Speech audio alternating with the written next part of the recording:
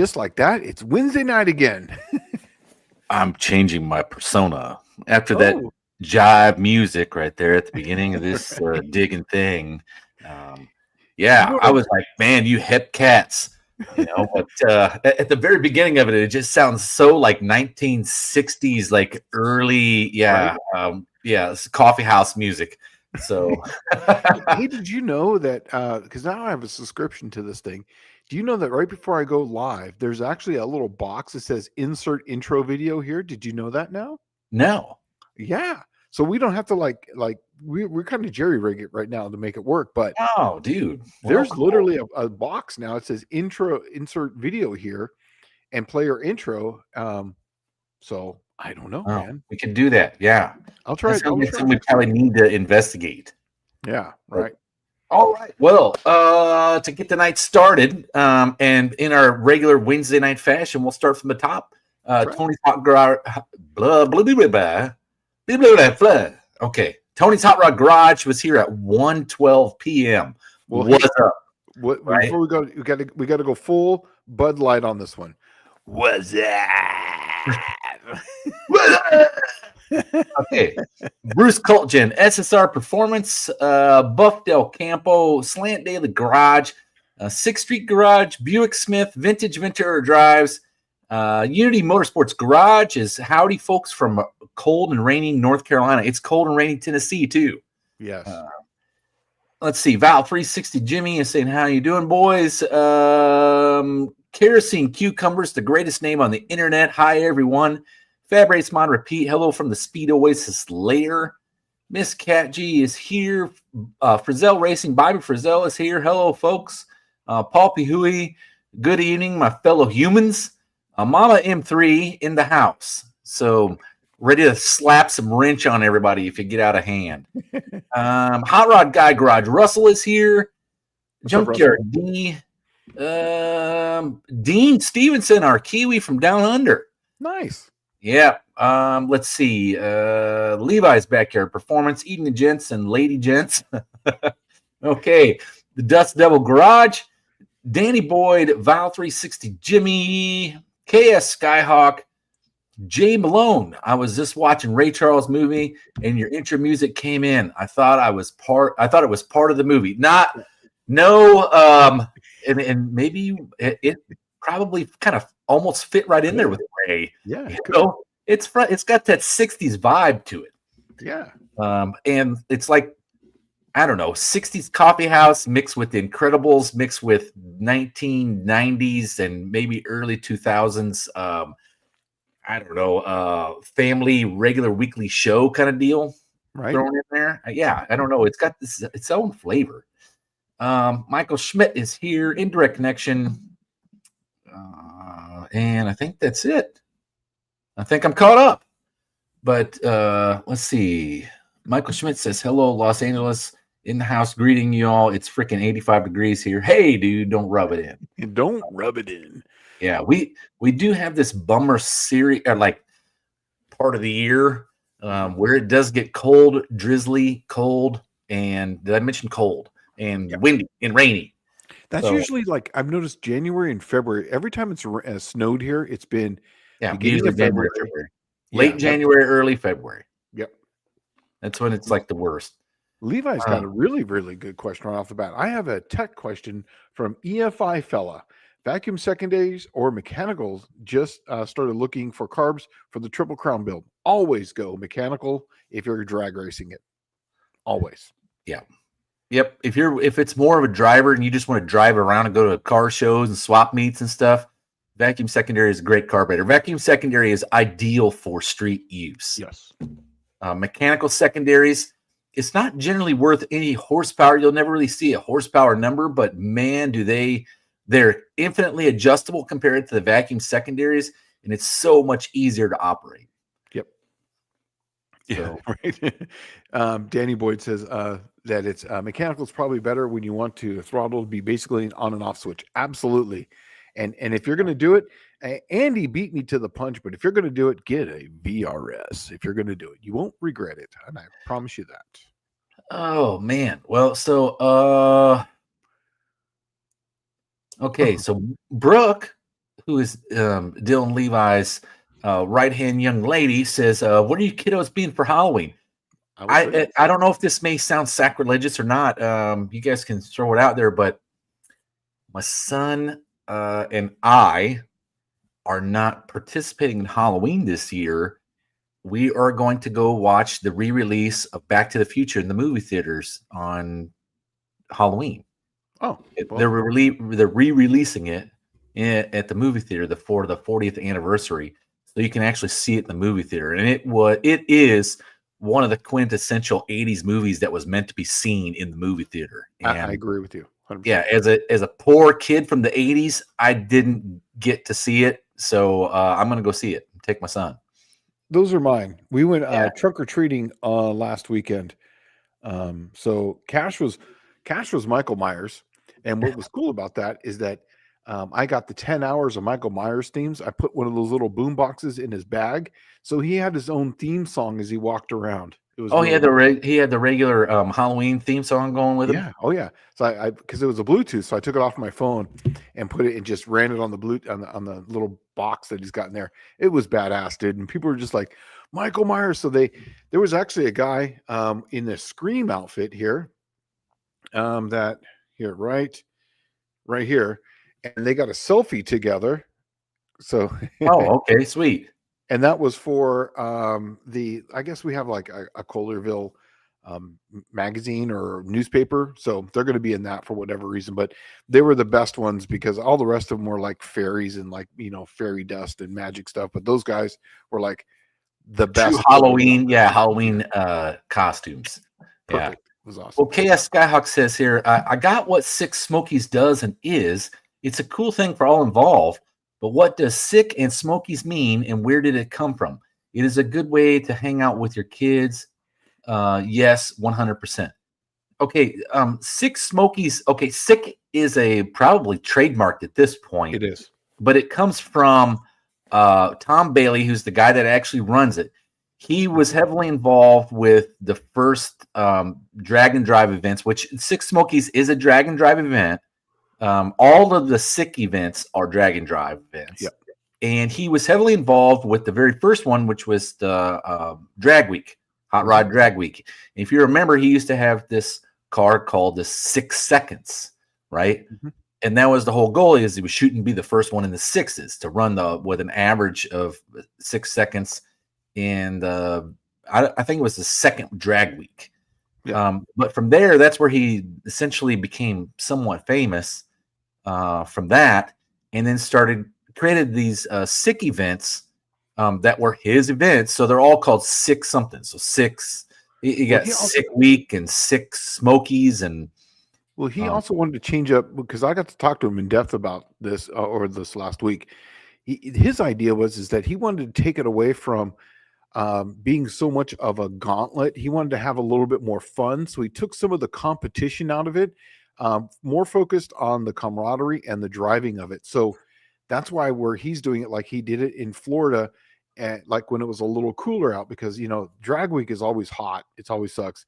And at that, before he did his first one, there was kind of the Rocky Mountain ones, and he kind of like, I don't want to say use that as a template, but some of the Rocky Mountain events, they would have drive days. So that's kind of what he does. And even though the competition's fierce in some of those races, he's more about just having, there's like a class, and it just is what it is. And you go out and have fun.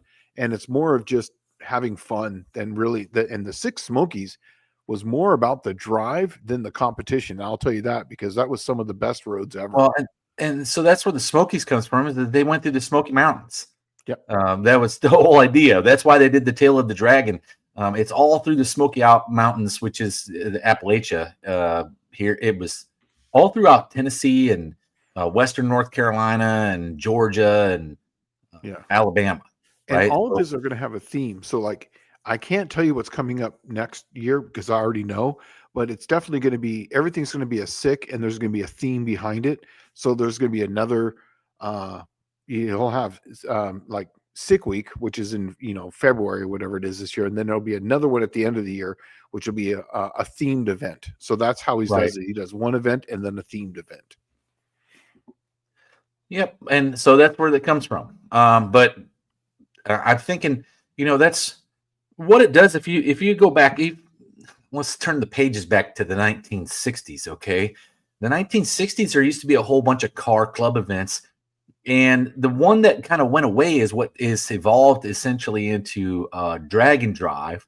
But they used to have things called reliability runs, right? Where they would take a distance and you'd run your old jalopy down the whole thing and hope it didn't break down. Yeah. And now that's what they take a drag racing and mixed it with the reliability run, and that's what you got with your essentially your drag and drive events. But Yeah. like Shane, I would like to do it, but I'd like to run like just a stock small V8 or a V6 Buick would be okay with me. It was so bitching, man, because I never had to worry about anything, and a car just drove, and it was nice. We had radio, we had heater on the floor. You started up wherever you wanted to go, and you could do whatever speed you wanted to do, and it was just a car. It was really fun. We had a great time. One of the coolest things I like building my own drivers, really, and that's where I'm going to get to. I guess probably, let's say now, but I'll probably never own another new vehicle. Nope. And what's that? Same way? Neither will I. Absolutely never. Yep. Yeah, and so I'm probably going to build my next one, but I want my next one to be right. See, I had the little S10 pickup, and it is a rusted pile of junk. And it's no different than anything else I've ever had, except for this one's rustier and more junk-like. But I would like to have, let's say, like a tea bucket with a bed on it that serves the purpose of a small little truck like my S10 pickup, except for it'll have a 300 Buick in it and a 204R and carbureted, and it'll probably get 22 to 25 miles of the gallon on the highway. And it's just going to be basic, simple. Parts are cheap, easy to work on. And if I wreck it, guess what? I call Speedway and get another body. Right? Yeah. I mean, it's that simple. So Paul's asking. Oh, I'm sorry. Oh, no, that's exactly what I'm shooting for now is the build my own forever cars. And that's what I'm making a t-shirt. In fact, I'm going to have a t-shirt made. It's going to say my EV, EV, eternal vehicle. So that's going to be my little sticker I'm going to have. So it's my EV. Paul's asking me, Shane, get a shirt made that said suck, squeeze, bang, blow. Suck, squeeze, bang, blow. Right. If you know, right? Yeah. Shane, when is Edelbrock going to start selling the small block Oldsmobile heads? I don't know. I really don't know.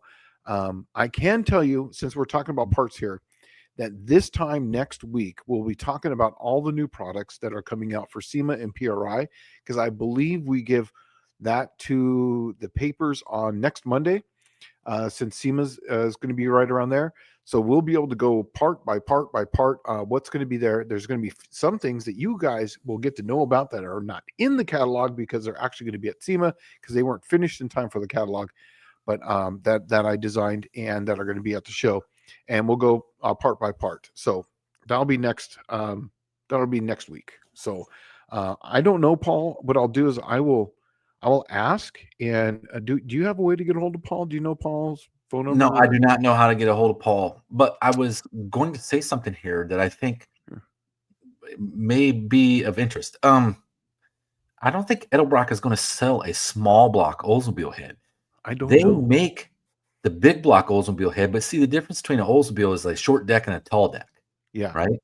And they have an intake manifold to use the big block heads on the small block. Edelbrock is the only one that makes that intake manifold. Yeah. So I don't think that they're going to have two different heads.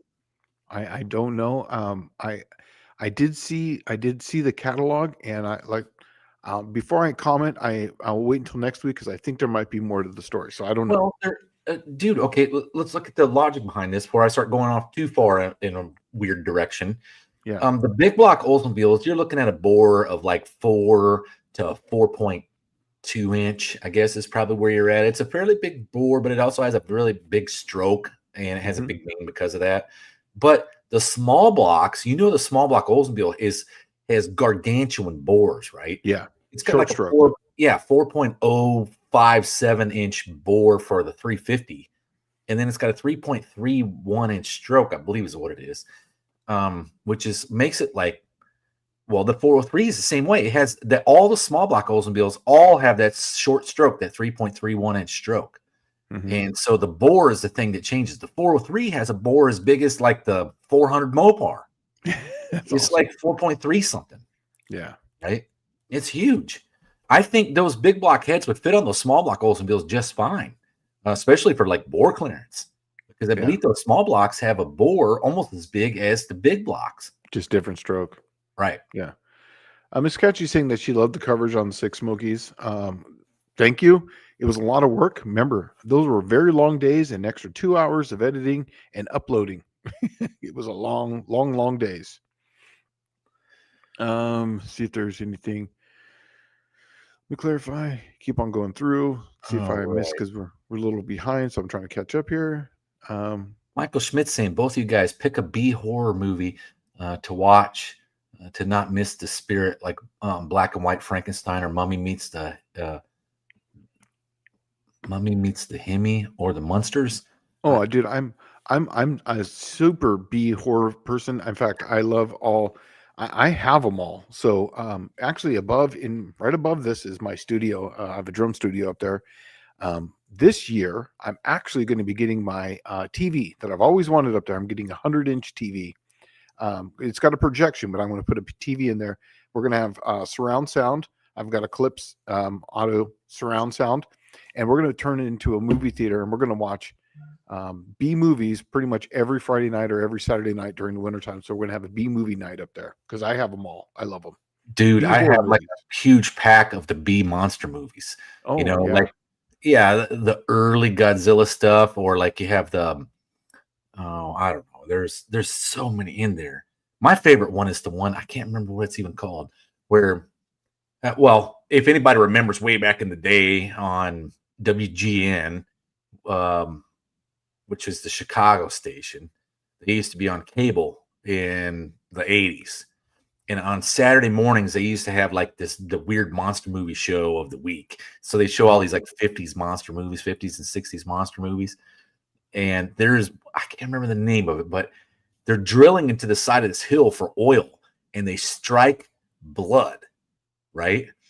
And it's like, what in the world? What could be under there that's like big enough that it would come shooting out of a well, right? But that's the one I always think of when I think of 50s monster movies.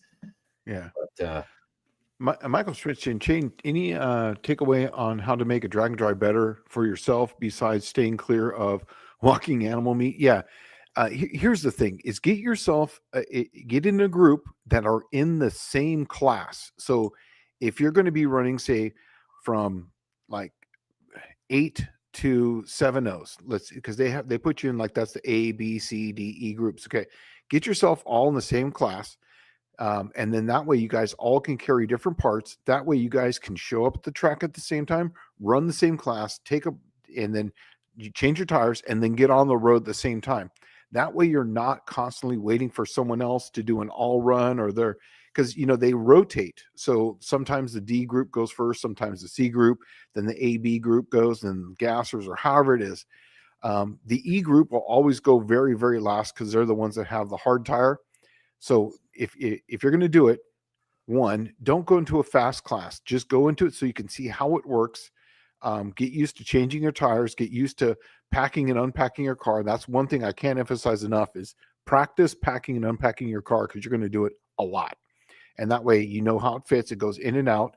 And then everybody's got a job. Make sure that there's a checklist and a job that's done before you go out to the track and before you get back on the road. It's really simple. I think, okay, so the big one is that Dylan Levi at 713 says, Holly recommended the 850 CFM carb for my combo, but I think that's too much carb. Okay. What's the cubic inch? What size is it? Because I think he's running that 6-liter, right? And I don't know if he was running it with that 4.8 crank and the 6-liter block, which comes out to like 327 cubes or something like that, 330 cubes. I would say 750, man. Well, okay. So I don't know what combo. If he's running that 6-liter and it's 364 cubes, the easy way to do that is just double the cubic inch, and that's where you start shopping for a carburetor. All right. So The reality of it is, if it's a drag only car, the bigger the carburetor you can put on it, the more power it's going to make. But the caveat is, when you slow the air down through the Venturis like that, it will idle like dog shit. It will, yeah. It has the part throttle will be just so horrible. But if it's a drag car, it really doesn't matter. As long as you can get the thing to idle, it's going to be fine. And then the only place you need to get the air fuel ratio right is up top. Yeah, where it's wound up. But if you get a VRS, you don't need an 850 car because they run large anyways. The CFM on a 750 is like in the more than the 775, 780 range. And because the Venturi is so tall, the signal is a lot stronger right off the bat. So I can tell you right now, an 850 would probably be overkill for what you're doing. I would recommend starting with the 750. I've got a 750, I believe. You could try and then see how it works. Wrong. You can't go wrong with just doubling the cubic inches and starting there. You can't. Yeah. And that's right at, well, he's what? So 360, that's right at 750. So that's, and he's not going to RPM the death out of it, right? He's going to be doing it, what? I don't know. I'm assuming that it's probably going to be like an affordable combo with a hydraulic roller in it. So it's probably going to be anything from like 7,200 and below. Yeah. So if you were going over 7,500, I'd look at that 850. But if you're going to be staying at that 7,000, 7,500, I really would be looking at the 750. I agree that the 850 sounds about right if you're going to run a Holly. But if you're going to run a VRS, I would say 750 personally. And then what Russell's saying here, it said 850 sounds about right. I always err on the side of bigger because the engine never stays the same, right? So like your whole point is, well, you put it together and get it running, and you're happy with it for a couple of years. You're gonna stroke it, you're gonna bore it, you're gonna make it bigger, badder, meaner. I mean, that's normally the case. So it'll grow into that carburetor. It's a 364. Okay. All right. Well then, yeah, I'd run that 850 on it. That's what I would run. If you're going to go buy one, buy the 850.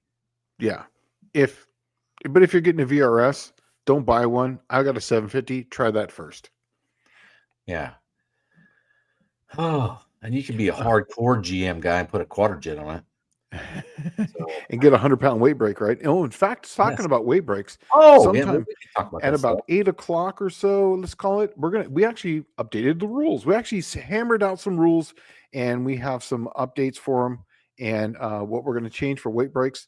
And there's going to be no engine changes, but just basically orphan cars and a few other things. But we'll get to that about 8 o'clock. Oh yeah, Indirection Connections asking the exact question: what are you planning? The RPM planning to rev to? Because I can tell you right now that if you're not going over 7,000, an 850 is going to be too much.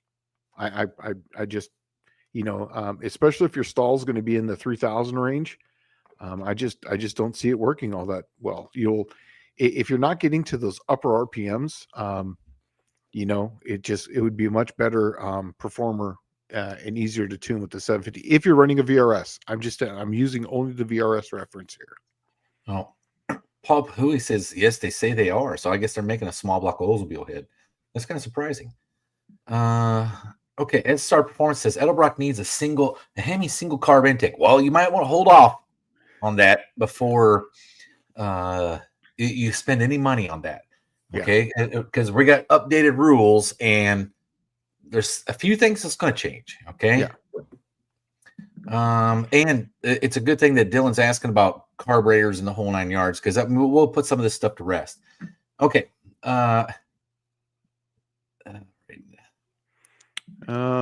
says even at 8,000 RPM, 100% volumetric efficiency works out to 842 CFM. Yeah.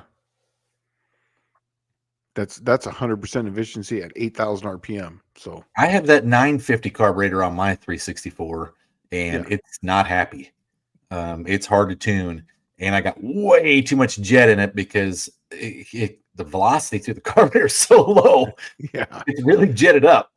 And I guess I could probably put smaller air bleeds in it, and it would get a little better. But I don't think I'm asking for too much here. I mean, it's not meant for that. It's meant for that carburetor is meant for like something that's 500 cubic inch. Okay, so he's going to 7,500 RPM. So, I mean, you're right in between those two numbers, then 75 Buy an and 850, dude. and Buy 850. an 850. Yeah. And if you're going to buy an 850 and you're going to get on Marketplace and buy an 850, there's 850s and there's 850s. Okay. There is full race versions of the Holly if you're not going with a VRS. There's full race versions of the Holly that don't have a choke horn. They're easily identifiable because they don't have a choke horn on them at all. And those are the ones you want if you're going to dabble in the used carburetor thing. The other thing is, if you're going to dabble in the used carburetor thing, if you buy one, just make sure the part number on the body's correct and be prepared to throw everything away on the whole carburetor except for the body. And not only that, but make sure that the metering blocks are the right one, because how many times have I seen those people buy those and they put the wrong metering blocks on there? Well, it's got a 780 vacuum secondary metering block on the front, and nothing lines up, or it leaks really bad, or it has a vacuum leak that you can't figure out. I'm telling you, it's best to just pay nothing more than scrap price for it, is really what I'm getting at. And scrap price on those things is probably around $400 or $500. Okay, if you're buying a full race version of them, those main bodies are worth some coin. And then if I was you, I'd call Deke and then have them go through the whole thing. And Deke's really good with them. But Tony's Hot Rod Garage says this is the reason why I said you're right in between, because at 7,500 RPM and that cubic inch, you're literally right in between the two. So, well, they make a 780 CFM would probably be ideal on it. Well, no, that's a vacuum secondary. Never mind. That's a vacuum secondary. I wouldn't go with that. Yeah. Okay. Val is asking, what size return line should I run on a dedicated fuel system for nitrous tank? Is in the front with a Holly blue pump and a regulator. Okay. So I always run my nitrous lines in a bypass. I'm assuming that this is going to be a deadhead. On mine, I run a -8 to it, and I run a -6 return, and then I run a -6 from the regulator to the solenoid, and it's about this long. I would run the largest line you can, because remember, lower velocity, you can run higher pressure, and it's more consistent pressure because it's got more volume behind it. So the smaller the line, the higher the velocity, the harder it is to keep the pressure up when you start using the fuel. And when you test this too, you're going to test it with 73 thousandths hole jet. So there's not much. If you're running a -6, that's much closer to the line size than if you're running, say, a -8.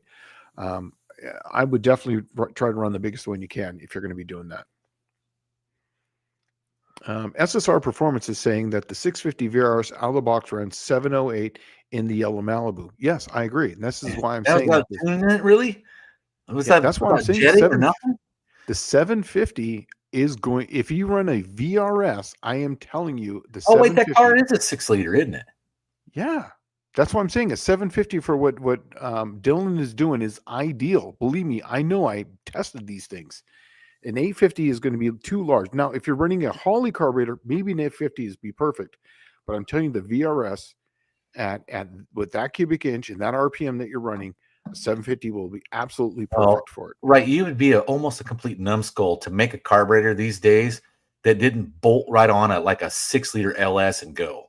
Exactly. Or a Gen 3 Hemi, right? Because, I mean, they should be made for that cubic inch and tuned for that specifically out of the box. That's exactly what it's for. It's literally for that 6-liter, 6.1 Gen 3 Hemi, the liter, that whole cubic inch, right from like say 350 all the way up to like say 383.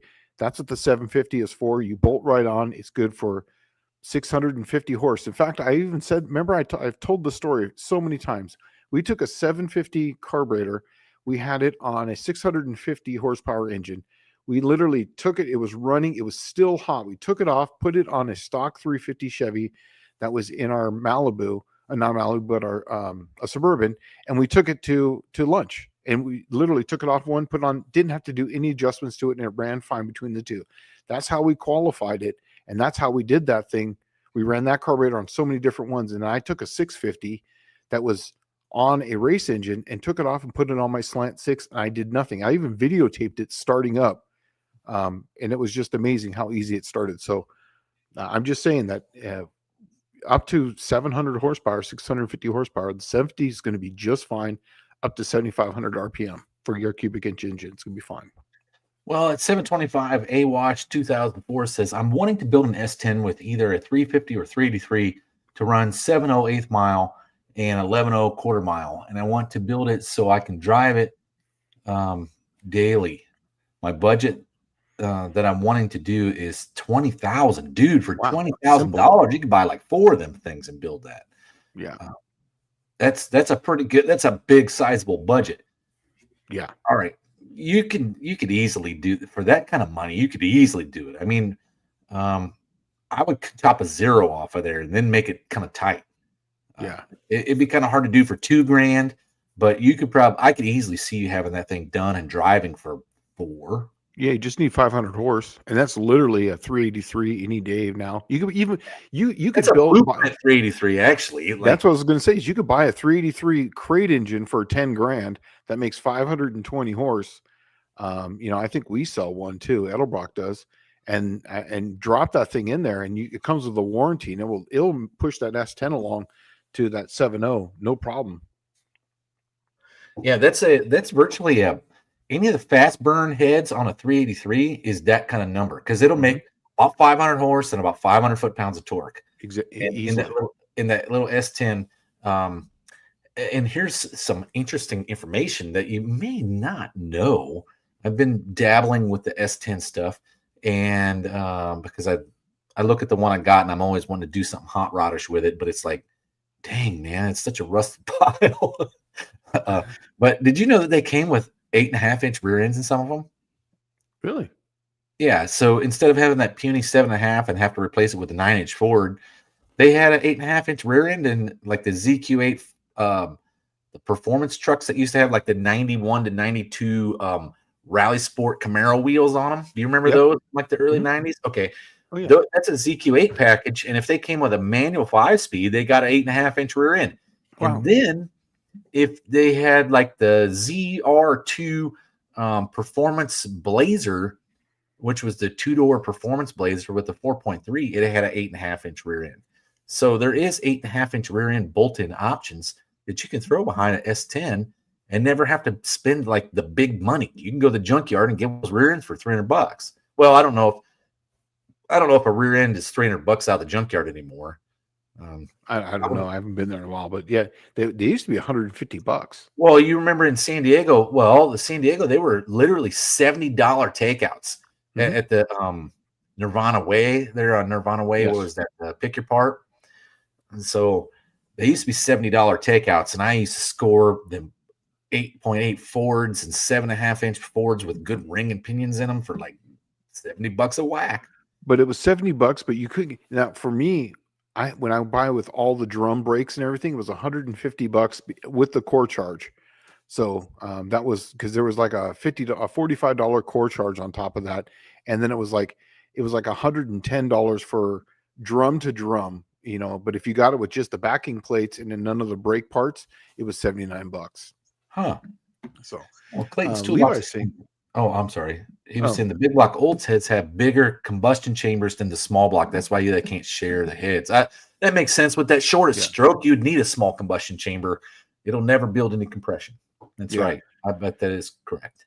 Vintage Adventure Drive say, how about twin 660 center squirters on my dual carb tunnel ram on top of my 400 with a Mopar Performance 509 purple shaft? Here's the thing. I've already done that. I actually had those. I've done that exact combination. I had the 660 center squirters on my big block Chevy that I had in my jet boat, and they're kind of a pain in the ass to tune because it's a center squirter and they get plugged up with shit all the time, and I never liked them personally. They're good for full race with a tunnel ram. That's what they're good for. Yeah, exactly. It was to drive it around was just crap. I went to a Predators, and I was so much more happy with the jet boat at that point, and then even on the street. But that's just my opinion on the 660s. I had never had any luck. Levi's saying that SSR is interesting. If we can go 7.0s in this puppy, I would be very happy. It's doable. It's a power. Dude, okay, so when Shane and I were coming up with the idea for the class, we kind of envisioned there were probably going to be around 7.0 the first year, Yep. and once everybody starts dialing in the combos, they're going to be down to about 670s. That's exactly We right. think that that's about the best you can probably get a 640, 630 out of it if you spend some serious money. And it'd be serious money. And I would feel sorry for you because Yeah. you're never going to have that return on investment in this class. Nope. So, but if you want to come in and buy yourself something to win, yeah, you could probably get down to 630s, 620s, maybe at the, but it just depends. You'd have to have the right combo with the right car, with the right wheelbase, with the right tire size, and just hit all the wickets kind of right in a row. Yeah. So Michael Schmidt, here's how I did this. So he's basically old school tech. How do people shoot flames out the muffler tips? Like in the movies Grease and all the tailgaters in Los Angeles. Kidding. Okay. How I did it is I had a switch for my ignition, and I had another coil and down and with a spark plug. And what I would do is I would rev it up. I would kill the ignition. I would flip it over. This is actually on my Volkswagen. And when I would turn it to the other one, since it's still spinning, it would shoot the igniter plug that was down on in my exhaust, and the raw fuel that's running through the engine, because the engine's up and coming down in RPM, it would just ignite that fuel and it would just shoot flames out the back. And then I would flip it back over and I'd rev it back up and I'd flip the switch back over. I would hold the fuel down and it would to the floor and it would fire right out the back. That's literally how I did it. Some people also did it too, where they would have a second ignition system where it's just basically it would trigger your distributor would trigger another coil down there, and you would just turn it on so the engine would still be running, and they would rev it up, and they would just keep pumping, whoa, whoa, whoa, like that, and all the raw fuel that's coming past that would just ignite and shoot flames out. It's really a simple deal. Well, you can do like those. The spark plug works the best. Yes. I'm not going to lie. A spark plug and a second ignition system works the best. But I've seen them done with the piezoelectric igniters, like you use in a grill or a propane heater, right? But they don't have enough. The problem with those is I've done those. They can't deal with the carbon. Exactly, because they carbon up, so you have to constantly clean them out, take them out, and clean them up. With the spark plug, if you just cut the back strap off, so that way there's no grounding strap on it, it will just literally arc itself and then make fire, and it's literally instant. Once it's burning, it's burning. The other thing I've seen that works the best, because what you got to do generally to do that is run a really fat mixture on your carburetor, or rev it up and turn it off, just like Shane's saying, so it pumps air and fuel through the engine that doesn't get burned. But I've seen guys do it with just a nitrous fuel solenoid. Yep. And you just run a small jet on the nitrous fuel solenoid below the carburetor. It'll run like dog crap, but at the time you're not trying to race anybody. You're trying to throw flames, right? So you just run it really rich out the exhaust and with your secondary ignition system running, and it'll start blowing flames out of there, no problem. Danny Boyd saying, can't you convert a 780 to mechanical secondaries? Yes. I believe you can, because they technically have like a metering plate. You just take it out and you put another metering block back there. Yep. And then your 780 becomes a mechanical secondary. Yeah, they actually sell, if you go to Holley, they have a conversion kit that you can just convert it to. And I've actually done it quite a bit for some people. It's actually rather easy once you get the kit. Let's see here. Dylan, are you talking about buying something really nice at PRI? Maybe I can talk you into buying me something too. Okay, I'm sorry. I thought he was actually yes. Clint's saying, I would think only if the body is drilled for a rear squirter, which I'm trying to think on that 780 vacuum secondary. I don't know if it was a rear squirter on it. No, it probably is not, but it's because it. But you can change them. I've actually converted them, and they don't. There's not a squirter back there, but it just opens up really late. It doesn't open up in the middle of it's like 3/4 of the stroke already. I mean, that really isn't good. That's really not a hang up, because since it's got a front squirter, you can just make the front squirter bigger, really, if you wanted. Yeah. And it's going to fix the problem. I mean, that's how all vacuum secondary carburetors are. It's all runs on the primary.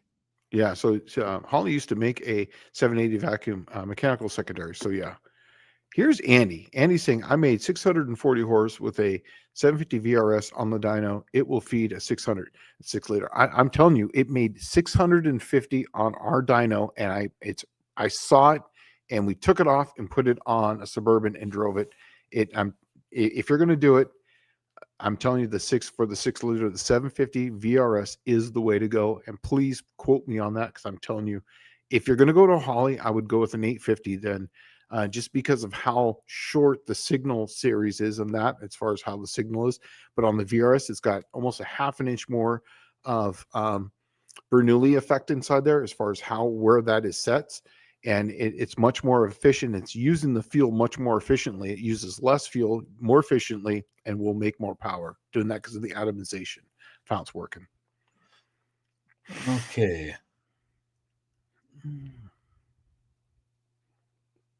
So Clint's saying the ZQ8 diff is 4-inch wider, he believes. I don't know. I have no idea about all that stuff. What's that? The S10 interchangeability of the rear ends, how wide. Oh, yeah, I don't know. Levi saying, I will likely go with the Holley due to having access to tuning parts for them. Dude, I've got a whole tuning kit that I will bring with me to, I brought it last year. I'll bring it again, but it's the whole VRS tuning. And if you want to try, you have a 750, Dallas, of one of mine, and we'll send it to you and try it. It's a Holley 750. It's one of my dyno carburetors that I had from way back in the day, from the early 2000s.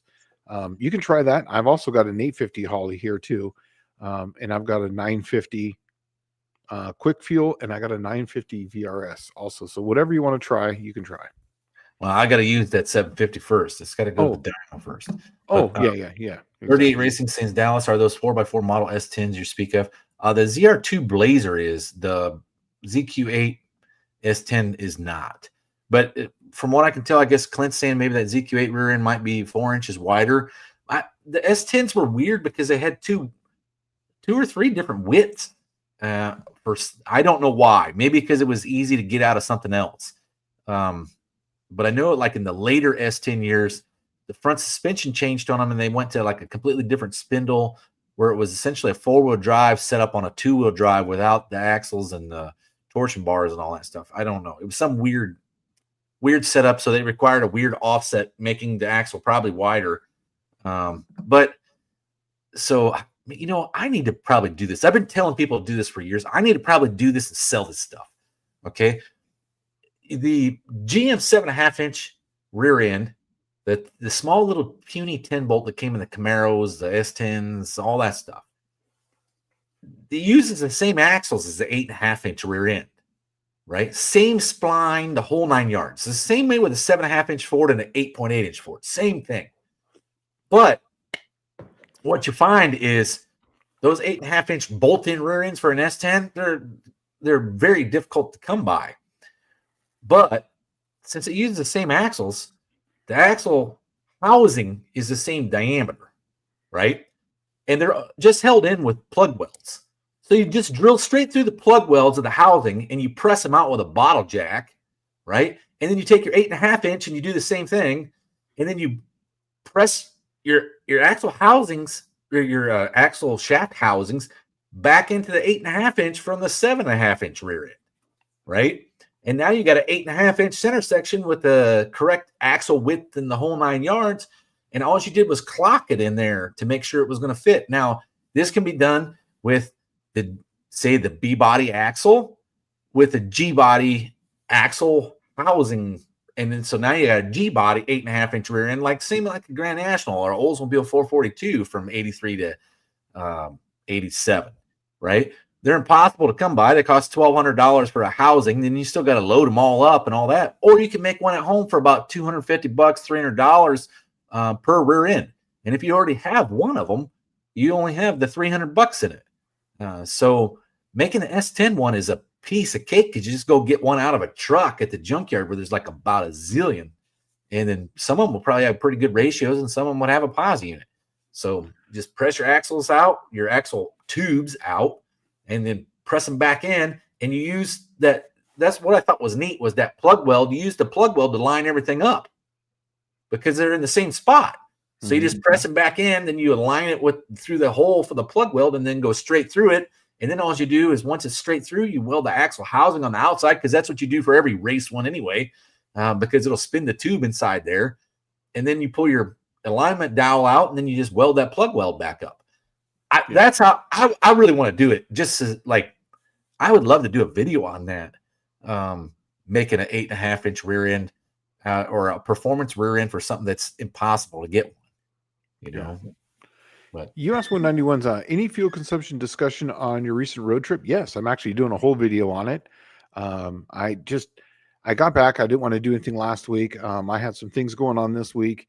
I might get to it this weekend, but I'm not really sure. Especially with Halloween coming up and stuff.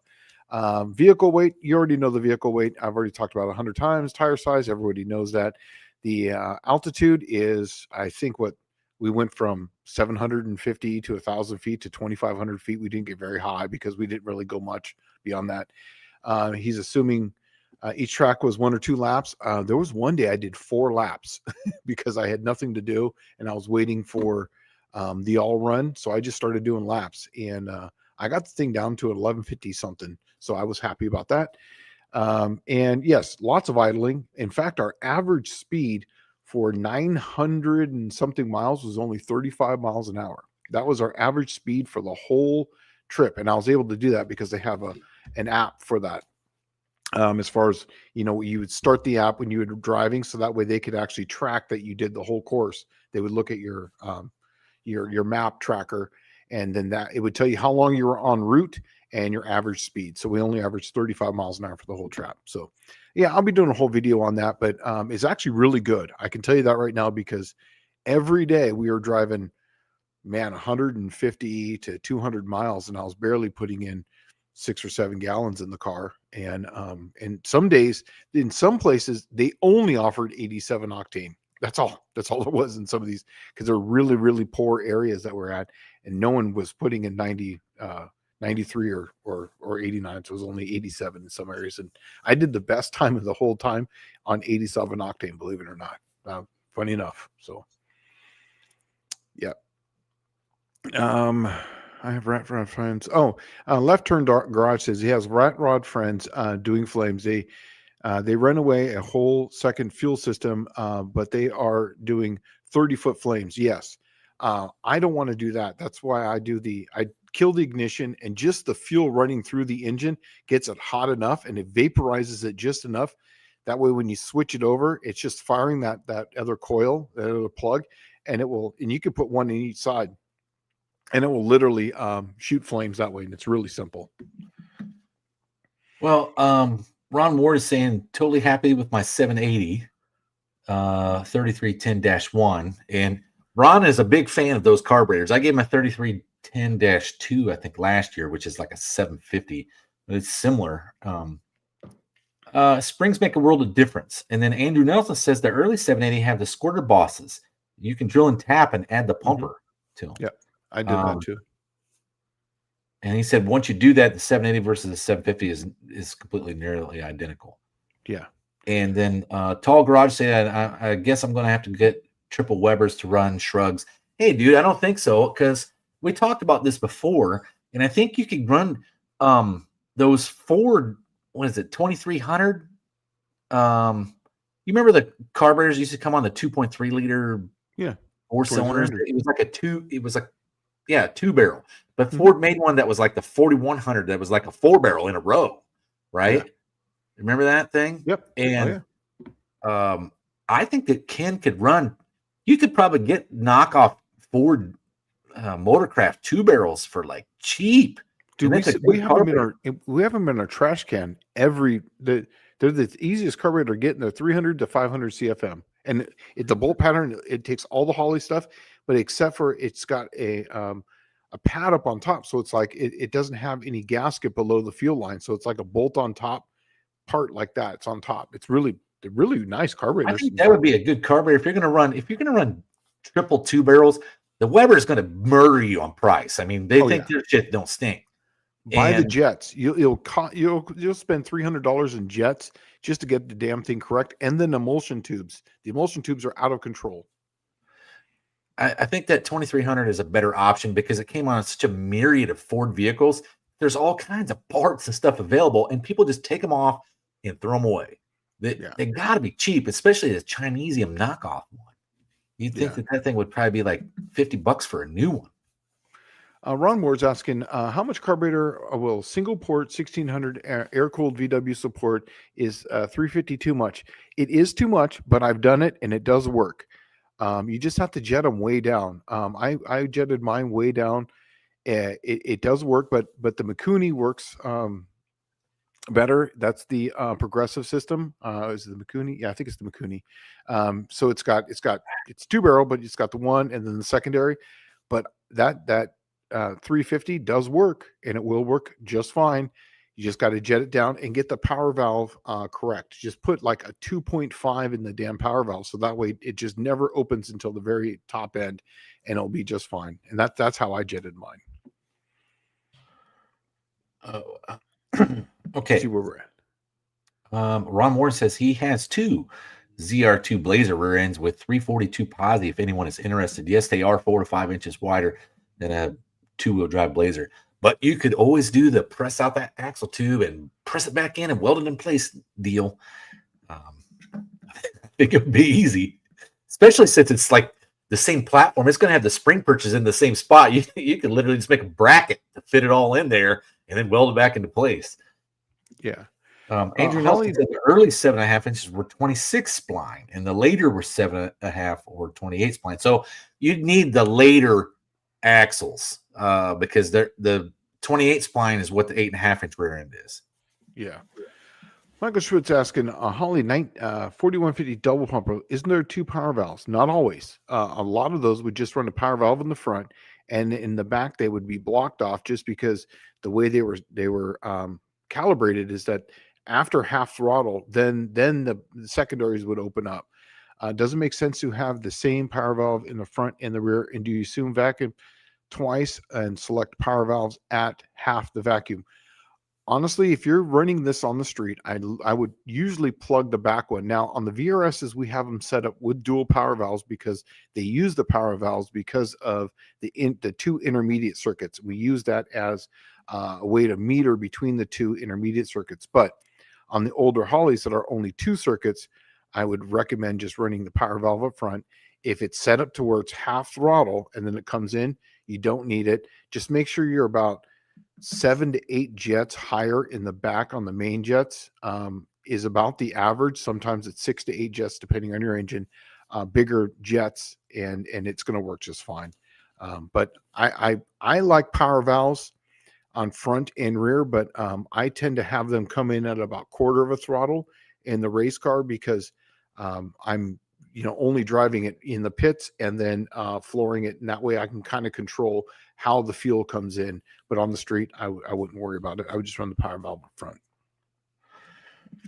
Okay, I guess we need to I'm trying to get caught up here. Well, no, it's about this hour time. So Dylan Levi is asking, was there any rules on weight placement? I got about 200 pounds I got to add to the build. All right, stop what you're doing right there. We won't go any further without doing this. Okay, so Shane and I have already come up with what we're going to modify for the 2026 Triple Crown class.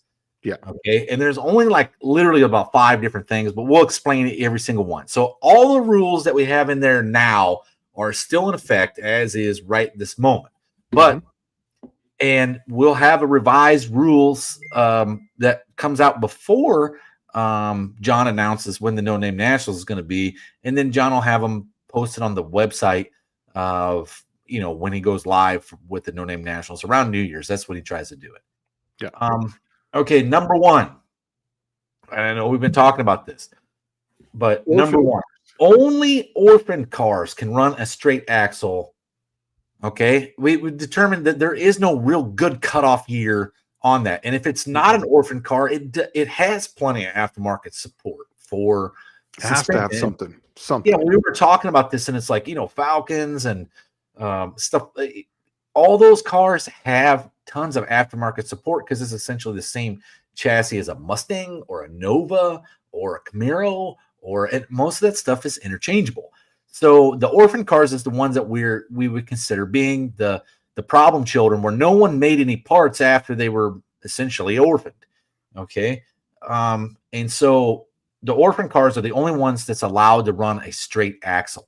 And the good thing is it standardizes the front suspension across the board on all those orphan cars. Because if let's face it, I mean, some of them had some really cockamamie front suspension setups on them and rear suspension, but we're not talking about rear suspension. The only caveat is if it's an orphan car and you got to run and you want to run the straight axle, you have to add 100 pounds to that thing, because when you cut the front suspension off and you add the straight axle, it probably is about I would have to say apple for apple weight transfer. It's about a wash. Same thing, right? Yeah. But the suspension geometry is so much better for drag racing that there has to be a penalty for it. Right. So we threw 100 pounds at him. The second thing, do you want to take the second one? Yeah, I'll do this one because this one I pushed for hard. Okay. So there is number 2, no more weight breaks for single 4150 4-barrel carburetors. Not at all. Everybody was kind of using it, and I think that that's pretty much the standard. So I think that there's going to be no more weight breaks for that. There is going to be no more weight breaks for single 4150 carburetor, but there is still the weight break for the Quadrajet. That's 100 pounds, but it's only for the 4150 style carburetor. Okay, the third one, only a 100-pound weight box will be allowed for ballast. So that means the ballast box can only have a maximum of 100 pounds in it. That's why I said we had to stop where we're at, because Dylan Levi was trying to shift 200 pounds around. So any weight that you add has to be in a ballast box, a weight box, right? And there's only Let's read that again. Only a single 100-pound weight box allowed for ballast. A single one. Right. So the whole idea is to keep you from, let's say your weight is 3,000 pounds. The car weighs 2,600 pounds, and you put 400 pounds of ballast in the thing, in the box. Right. Now, safety's sake would dictate that box would become like a giant missile inside that car if you were to wreck it, because it would literally tear whatever's in the floor out, because there's so much weight, but in inertia, I guess, built up in it. But we were trying to do that to keep everybody from stripping the car to nothingness and then add it all in a weight box, because that's a thing that people normally do. Okay. Let's see. I get the last one too. Yeah. Well, you got number 4 still needs to be done. Yeah, number 4. So yeah, I'll do this one. So number 4, all body panels must be present except for hood. Fiberglass and aluminum are okay. So what we're trying to say here is that you have to have, this can't just be like, like a tube chassis type thing. This has got to be something that's a car. It's got to look like a car. It's got to, all the stuff has to be there. But since this is horsepower to weight, or cubic inch to a weight deal, you got to have at least something there. So we want fiberglass and aluminum is okay, but it's got to have all the body parts there. No hood is okay. I'm not worried about that. Yeah. Let's see. And then number 5, all windows and windshields must be present. They don't have to be glass, but must be see-through. Okay. So people were asking about that, and Lexan windows are generally better. They're more preferred for racing because they don't shatter like glass, right? Glass shatters. The only downside is, man, those things, when you, like, let's say you roll over in the car and you get knocked out. If you can't open the door from the inside, they're hard as hell to break that window out to get in there to get you out. That's the only real bad side of them. They are also yellow. So they must be see-through. So you can't have a yellow Lexan window in there, because you got to be able to see. So those are our major rule changes that we're going to make, and for allowances, because weight to cubic inch, you can really go kind of just hog wild on it. But if you weigh the weight, does it really matter, how getting there? I don't think so. Nope. Yeah. I agree. And then that's basically the only rules. We'll have them loaded. We'll we'll rewrite them, and so we'll take some of the glass and all that stuff out of there, and we'll just put these in there. But that's it. That's the only real changes to it. And we're trying to make it as simple as possible, so that way everybody can just interpret them how they want. But this way, that we just don't have buggies showing up or rails showing up. We want a car. It doesn't have to have a bumper. It never said that. It just said body panels. So we did that on purpose, because bumpers are heavy. There, you know what? I got to say this real quick. Michael Schmidt, thank you for that. I couldn't remember the name of it, but a 3236 Progressive Weber. That was what it was. Not a Mikuni. It's a Progressive Weber. That's what I used a lot on the Volkswagens. The only thing that sucks about those is tuning them, because the front barrel is the tuner, is the primary, and getting that air fuel mixture is up against the doghouse, and it was a pain in the butt. And that's why I went to the Holly one, because it sits sideways and it was so much more easy to tune. So yes. It's not a Mikuni. It's a Weber.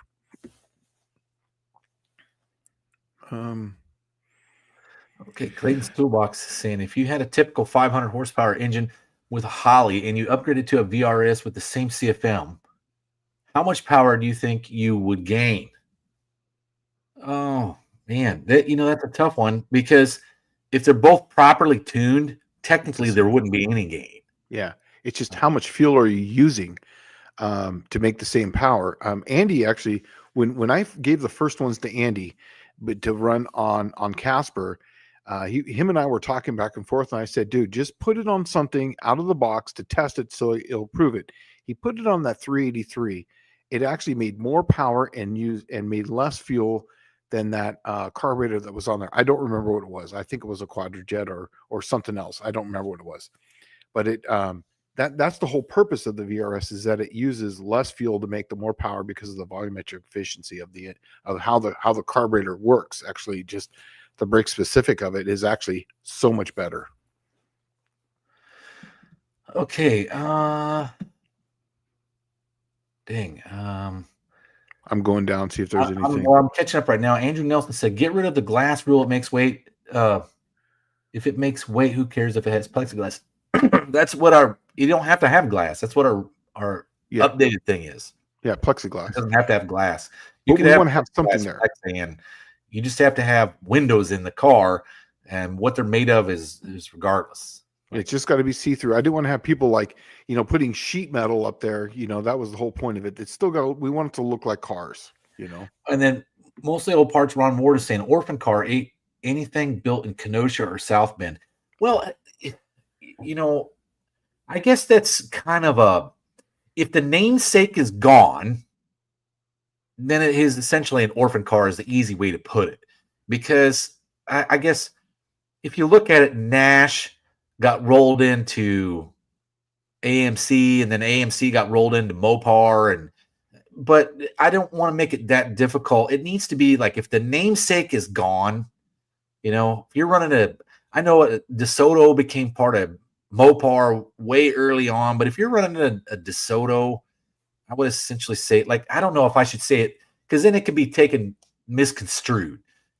Pontiac is gone. Well, they aren't gone. GM still owns the name. They just don't make any Pontiacs because they suck as a company now.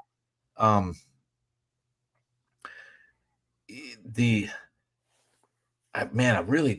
don't know. I guess it would have to be the manufacturer that no longer exists, right? Like Duesenberg, right.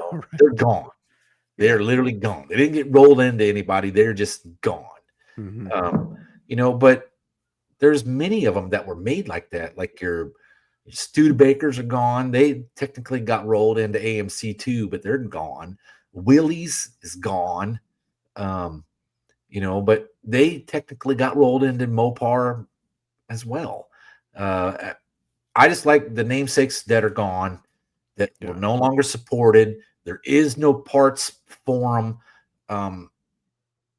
Generally, you're making stuff for these cars if you want to run them, but that's what we did it for, was those guys, because they were a big linchpin in the early Gasser years, was a lot of those cars, because they made small, lightweight cars. 38 Racing's asking, would a tailgate then need to be present? Not always, because some of those they don't bolt in. Some of them you can actually just unhitch and then pull out. I would say it's just more of a safety thing. I would, if it's not up and locked, you could take the tailgate off, but the tailgate is exactly where you want the weight to be, behind the rear axle. I think I've told this story. Yeah. And Ron Ward he's seen this firsthand. When the NMCA was young, they used to have it was a True Street class, I think is what it was. There was a guy named Chuck something that ran an El Camino, and he had an entire tailgate filled with lead. Yeah. He poured molten lead into the tailgate, and they would let it down during the race. And it's actually the perfect spot for all the weight leverage that you want. It's behind. It's so far behind and low to the ground and everything. Yeah. And if you think about it, the tailgate was meant to hold thousands of pounds. I mean, it's designed for it. Yeah. So no one would ever know until you go back there and poop out a testicle trying to lift it back up. Yeah. Right? But I mean, that's about the only thing. So look, guys, and Blue Grit Garage says, so you cannot fill your spare tire with concrete. Look, I want to tell you guys this, all right? If you ask me these blatantly obvious questions like this, I'm going to tell you, no, it's illegal. We're going to throw it out, right? Yeah. But if you guys want to do your inner Smoky, stop fucking telling me, right? I'm going to have to tell you no.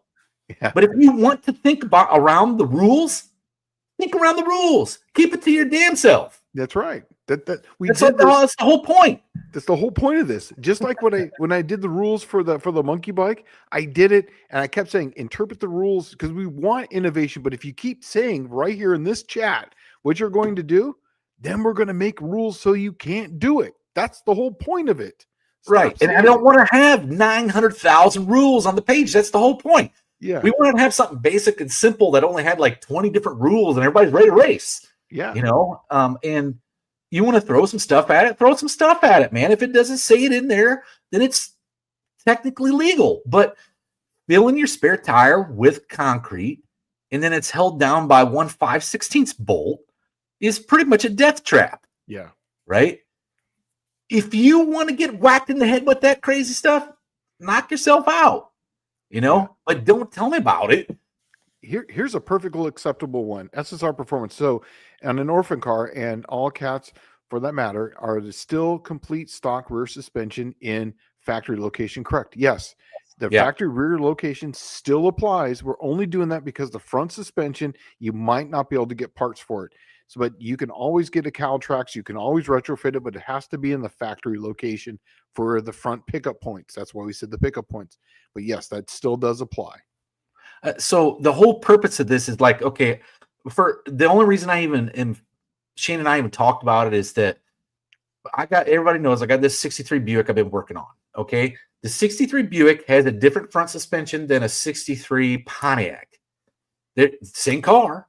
It has the steering wheels in the same place, but it's got front steer versus rear steer. And because GM wasn't incorporated at that point where everything was shared that's where it started with 63, where they started sharing parts amongst the different manufacturers. But it cost me, no one makes any bushings for my drag link in that car. I had to spend $680 to have my drag link rebuilt. Right? That doesn't sound like cost-effective fun racing when just the damn drag link costs more than the rear end suspension setup I put in the car. Exactly. Right. And it's because you got to manufacture one-off parts because no one makes them because there's not enough volume for you to go into production for them. And that's what we're trying to get away from is that kind of stuff. We didn't want somebody to have to do a concourse total rebuild and then have to spend some gargantuan money on just having the front suspension rebuilt so that the car is safe. Yeah. And we also too wanted to have it so whatever you had, you don't have to go out and buy a specific car. Whatever you have in the backyard, your friend's backyard, whatever you got, go grab it and let's run it. And that's the whole idea, is make this cost-effective, fun heads-up racing. That's what we're trying to do. So don't make it difficult on us to have to make more rules because you guys are coming with some crazy shit, Oh, Andy's saying something here. I didn't know the number. So it ran a 0.39 BFSC, which is really impressive. Brake specific fuel consumption, which is actually So that number, if you're a real dyno person or a You real know. engine person, that's the number they use to determine the efficiency of the engine, right? The horsepower number is almost completely irrelevant. You're looking at the BSFC. That's correct. And that is a very, I didn't remember the number. This is why I didn't want to throw it out there, but that's the number it made. And it made more power than the other carburetor. And I don't remember exactly what the other carburetor was.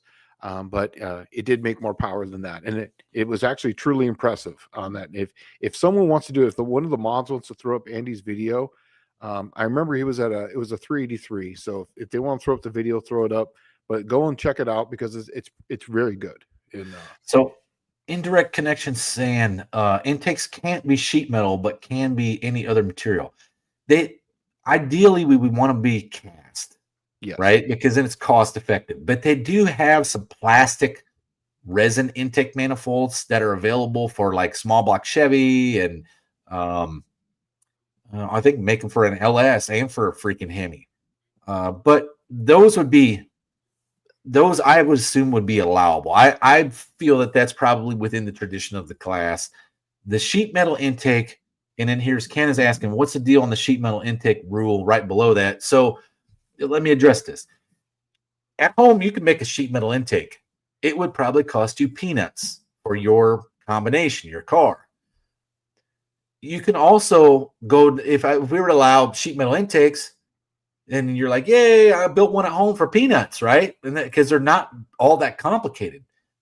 And then somebody would go down to, let's say, like Wilson Manifolds has a sheet metal intake manifold made for their combination that has all of the science and math figured out for their combination, and their engine combo picks up 250 horsepower because they have a sheet metal intake combination made for that specific class, that engine at that operating RPM, and smokes your ass at home. And now no one can compete with that car. That's why we don't do it. That's exactly why we don't do it. Yeah. And Andrew Nelson is saying it exactly perfect here. Word for word. Orphans are orphans. Studebakers, Hudson, Kaiser, Overland. Orphans are orphans. If you're asking questions, what's an orphan, repeat this many times in your head. This is what it means exactly here. Thank you, Andrew, for writing this, because that's what it is. It's they don't exist.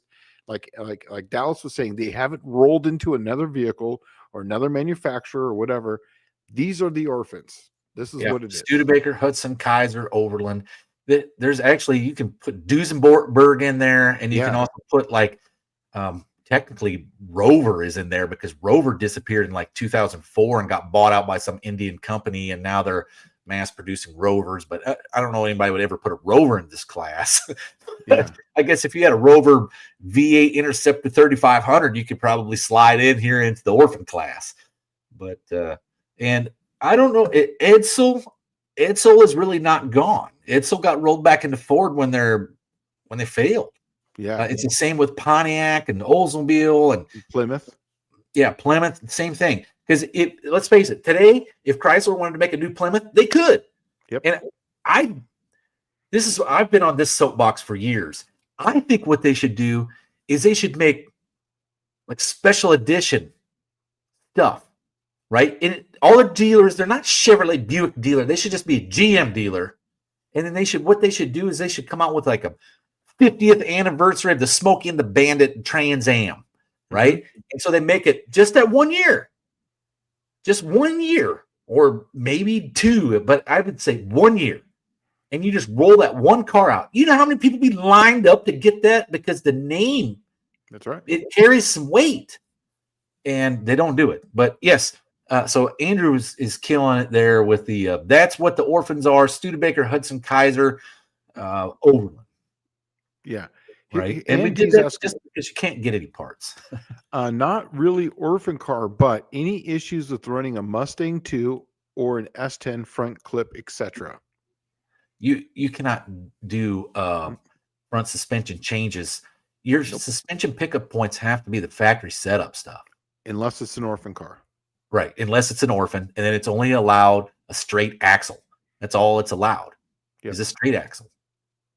And that's the only reason we did the straight axle. One, it's already available, but two, it standardizes all the suspension across the board for I mean, I guess we should probably go on a little bit saying it has to be parallel leaf spring straight axle. Yeah, of course. Yeah. It can't But be.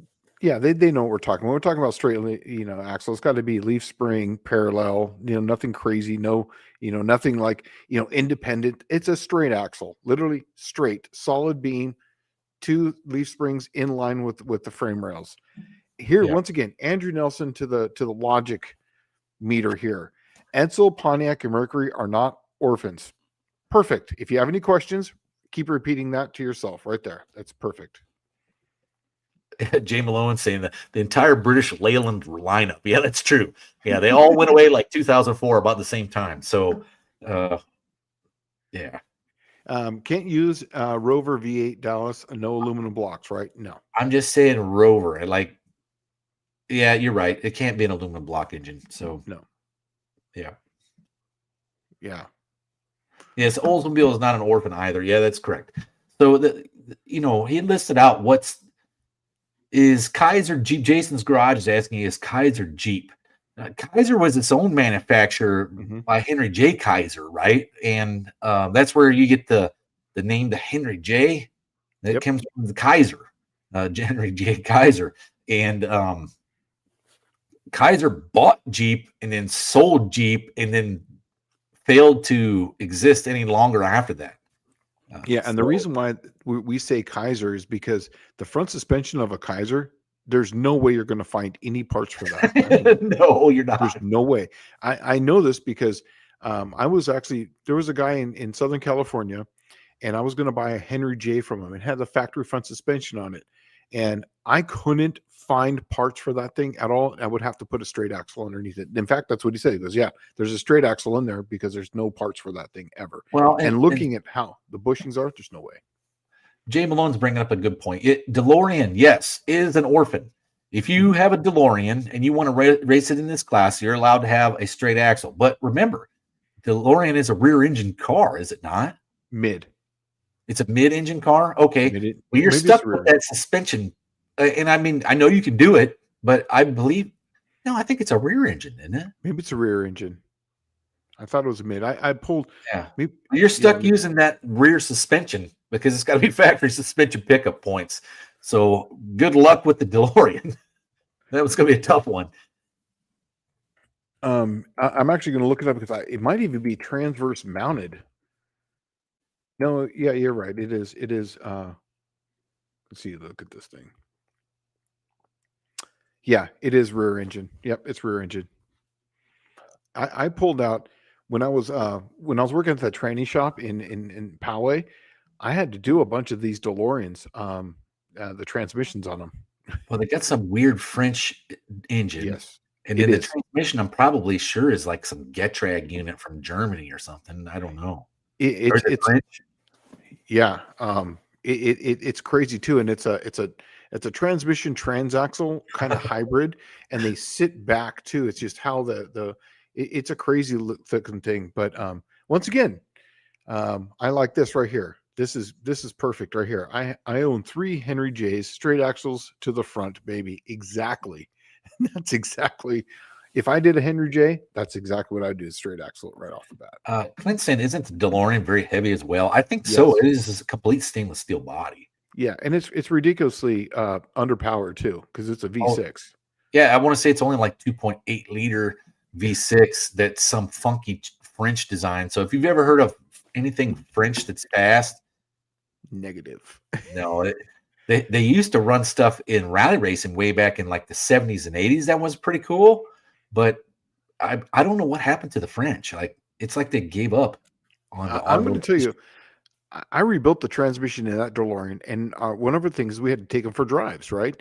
So if you're familiar with Poway, I had to drive up Poway Road. There's a Poway grade that goes up to Highway 67. You turn around, you come back down. Well, I did the loop because it was the second drive, so it survived that. Now, I literally wanted to see if the car would. It seems so underpowered. I couldn't get the car to go 88 miles an hour unless I was going downhill, and that is the absolute truth. So now coming down, DeLoreans will go precisely 88 miles an hour and then disappear. Yeah, but it doesn't. I'm telling you, I had to be going downhill. And if you know Poway or San Diego, you're going down Poway grade there, Scripps Poway Parkway. I got 88 miles an hour there on the flat ground. Unless I was already doing 75 miles an hour, I barely got to 80 miles an hour in that car. 89 mile an hour tailwind, you would do it. Yeah, dude, they're grossly underpowered. You wouldn't want to drive a DeLorean. I promise you that. Tall Garage is saying, guys, LS swap DeLoreans. I VineScript did one, I think, a few years ago. Yeah, and the cars they're really low quality. John DeLorean had a really genius idea with them, I think, because stainless steel body, a stainless steel unibody car is genius. It does not rust out, right? I mean, it's a really good idea. It's just his execution. If you go back and look at the history of it, there's a big part we're leaving out.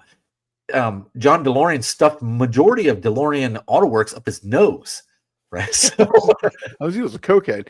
Yeah. Jay Malone's got something here that I didn't know, and I don't know if this is true, but French cars are taxed on horsepower. English cars are taxed on bore size. Italian cars are taxed on displacement. If that is true, if that's true, that explains a lot. It does explain a lot, and I did not know this. No, I didn't either. If Jay Malone, if you're correct on that, that explains everything on why they're the way they are. Buick Smith saying, aren't Bugatti French? Well, they used to be a French, but I think they're owned by the Germans now. I think Volkswagen owns them, don't they? Or Audi or Porsche or one of those companies owns Bugatti, I believe. I don't know. Maybe it's I don't know. I don't even want to speculate. Michael Schmidt says, is there anything interesting and performance related with a DeLorean? Everybody remembers the flux capacitor and the 88 miles an hour. That's the only, out of that whole entire movie, or the entire line of cars, that's the one thing they remember. Yeah. And I feel sorry for the movie maker now because, dude, I mean, those DeLoreans got to be hard to freaking come by these days. Yeah, and I make jokes about my air fuel mixture that I have in here. I call it my flux capacitor or fluxing, and because I make a joke about it because I grew up in that whole time era. People make more jokes about that and more references to that than about anything about my videos, but they're talking about my flux capacitor fluxing.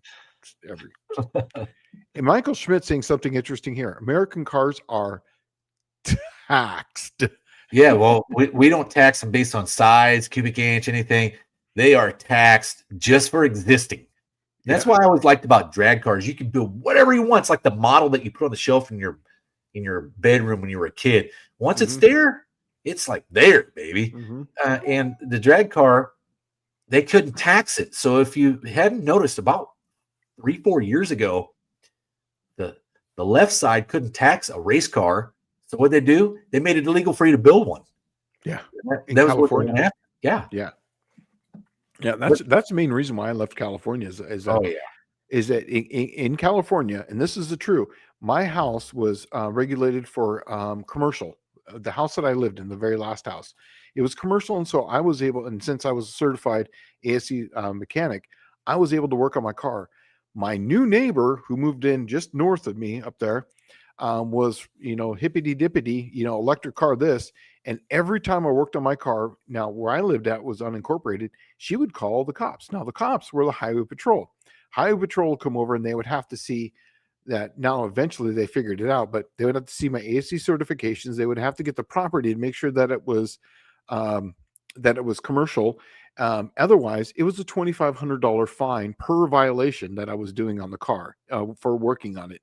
The only way to work on your car in California, and now it depends on if they push it or not, is you have to put it in your garage and close the door so nobody can see it. That's it. Well, Tall Garage is saying DNC is alive in Texas, making new cars with unused original VINs. Wow. Which I had heard something like that, but I didn't honestly believe it, to tell you the truth. If that is the case, that's actually pretty interesting. That is cool. I didn't know that. I'm going to research that because I think that'd be awesome. Saying that, wasn't the DeLorean supposed to get a 350 Chevy, but GM backed out because they thought it would compete with the Corvette? I know that DeLorean had the ends with GM, and I don't know if it was a 350 Chevy, but I thought they were supposed to get the 2.8 liter V6 that came in the Camaros. Now, I could be wrong. I don't know. You know what really sucks is I wish John DeLorean would have went to Buick and let him use the 3.8 turbo, because then it would have really gave the Corvette a run for their money, and GM would have shit bricks.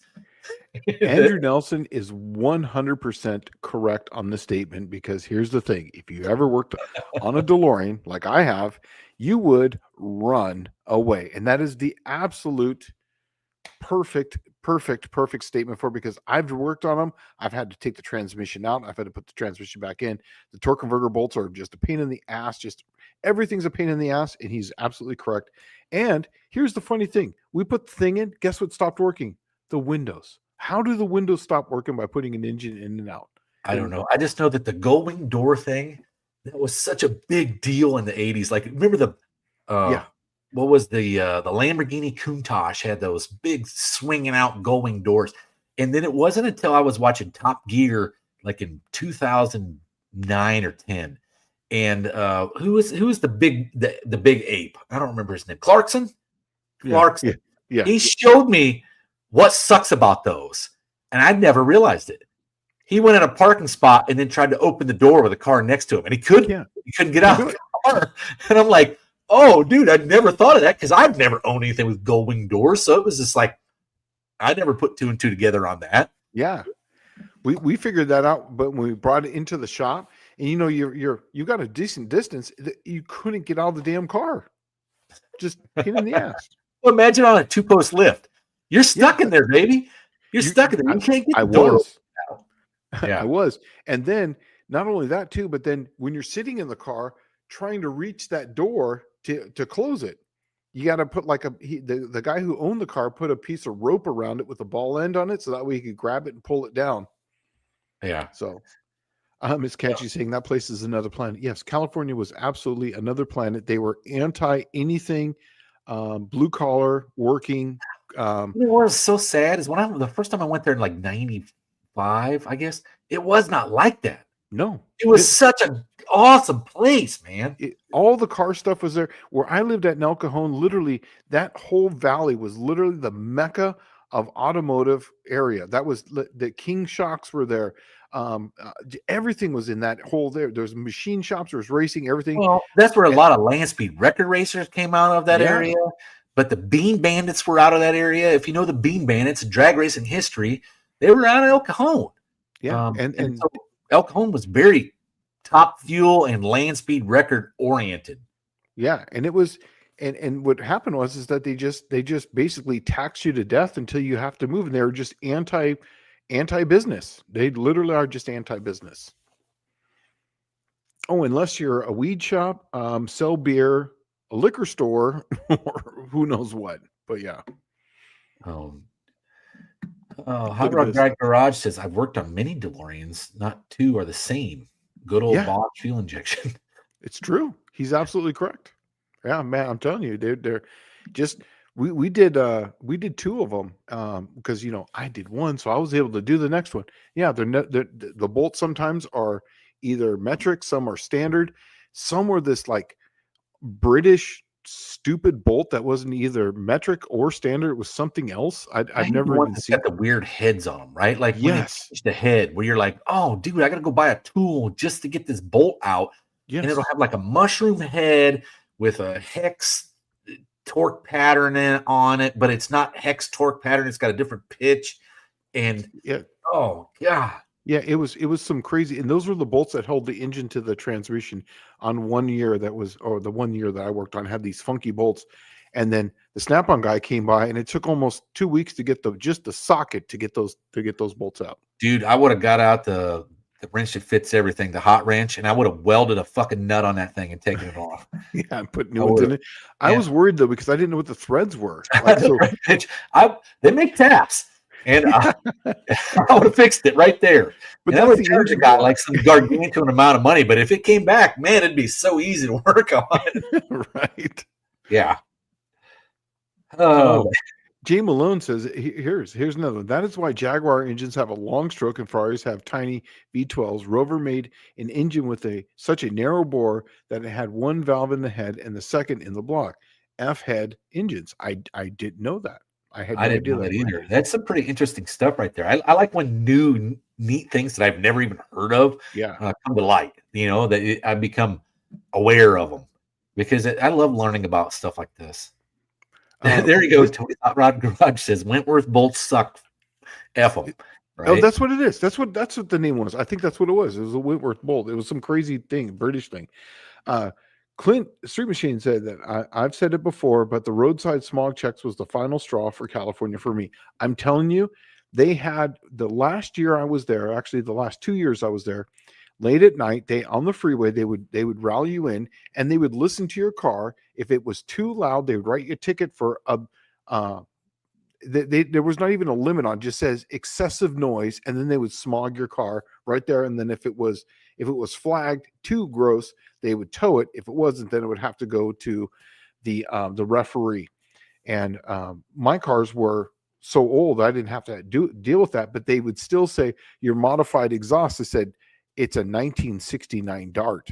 It's old exhaust. It's not loud. It has to be modified because they don't make it anymore. And I almost got popped for modified exhaust in my car, which means towed and impounded. I know my Slant 6 Ford guys, man, when the 5-liter Ford came out and guys were going to car shows, the first trick that everybody did was hide the wiring. It used to be all around the whole cowl and the inner fenders and stuff, and they'd hide the wiring. And I remember them suckers was like, that was the first time I heard of the referee, because they were sending guys to the referee because they had modified the emission systems on the cars, which it wasn't modified. It was just, you just moved the wiring in, and it's hidden inside the car. Mm-hmm. But they did not like all the emission stuff disappearing. So they'd send them to the referee and the referee would have to clear them. But it was like, man, that's too intrusive, for just a basic something to drive. I totally forgot the name. Thank you for this, Tony. There were Wentworth bolts. And here's the thing too, is that I remember taking them out and I remember that they're metric, but they're like totally different than anything else. And that's why we had to buy the bolt, is because the guy told us is that he tried to weld these things on and he took it out and it was a whole different, everything was different. And that, I remember that. One's like Torx, but they're like it's like if you took a Torx and you mixed it with a Phillips screwdriver where they're tapered. It's I've seen them with the Torx that are tapered, and you're like, what in the world? And you can kind of get a Torx in there, but all it does is tear the head off the Torx. Yeah, these were actually like bolts. But it was it had a W on it. I remember that it had a W on it, but it was a 6-sided bolt, but it was like, it wasn't metric, it wasn't standard, it was its own thing. And when you took the bolt out, finally got one out.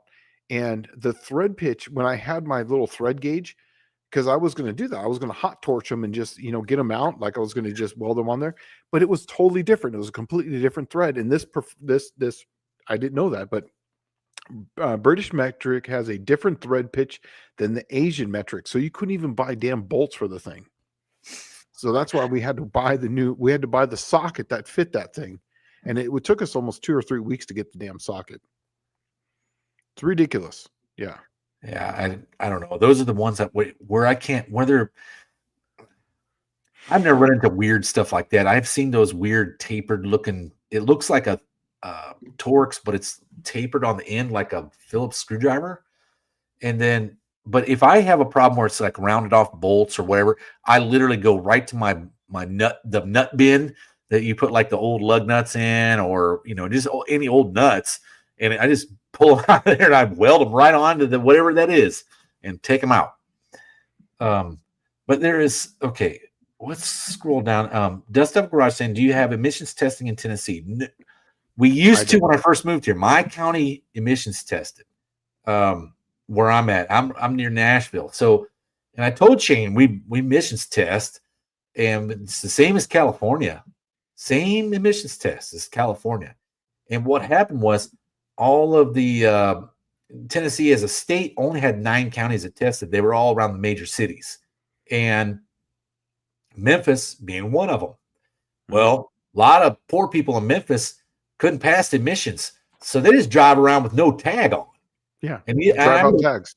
Yeah, they literally were cheating the system with the drive out tag. And what happened was they realized, the state government realized that was overreach. Yep. Like it was forcing people out of cars because they couldn't get a license plate on them. And so it was putting them in a bad spot. So they took all the emissions testing away in like maybe 2020. Mm-hmm. Tony says it's the best because this is true because I was actually a certified smog tech in California, but I couldn't smog my own vehicles. But this is true. Is that back in '95, I had hard proof that my Charger ran 30% cleaner at the pipe than a stock, and California screwed me for modified fuel, exhaust, and ignition system, and that's what drove him out of California. Exactly. I agree with that. It wasn't about the number; it was actually about the shakedown money. It was about the shakedown money. It's exactly right. And on my I had a Dodge truck. It was an '84. We I think the name of the truck was called Satan, is what we called it. But it was a lifted Dodge truck, 35s. I had a 360 and it came with a 318, but I had tuned it so that way it was cleaner. It made more power than before. I still had two cats on it. I still had all that stuff on it, but it wouldn't pass the sniffer. And I had to register it in Arizona because it just wouldn't pass, no matter what I did, because it wouldn't pass the visual. And I was like, yeah, I'm just over this. Jay Malone has always come up with some interesting information here. So he's saying British Standard was being phased out in the mid 50s, but lingered around. Their sizes are measured by the shaft of the bolt, not the head. Yes. And they had funky sizes like 27, 30 seconds. Yes, he's exactly right. And in fact, I'm looking up the Wentworth bolts here, and these ones are exactly right. It's a six-sided bolt, and it's funky and how the measurements are because there's some wild numbers, and none of the sockets that we had would fit. Like literally, it wouldn't fit. So Clint Street Machine said Tennessee emissions testing went away in 2022. So there we go. Oh, okay. Buff Del Campo Sandalis, I think you're talking about Ponzi Drive. Okay, I hated those suckers.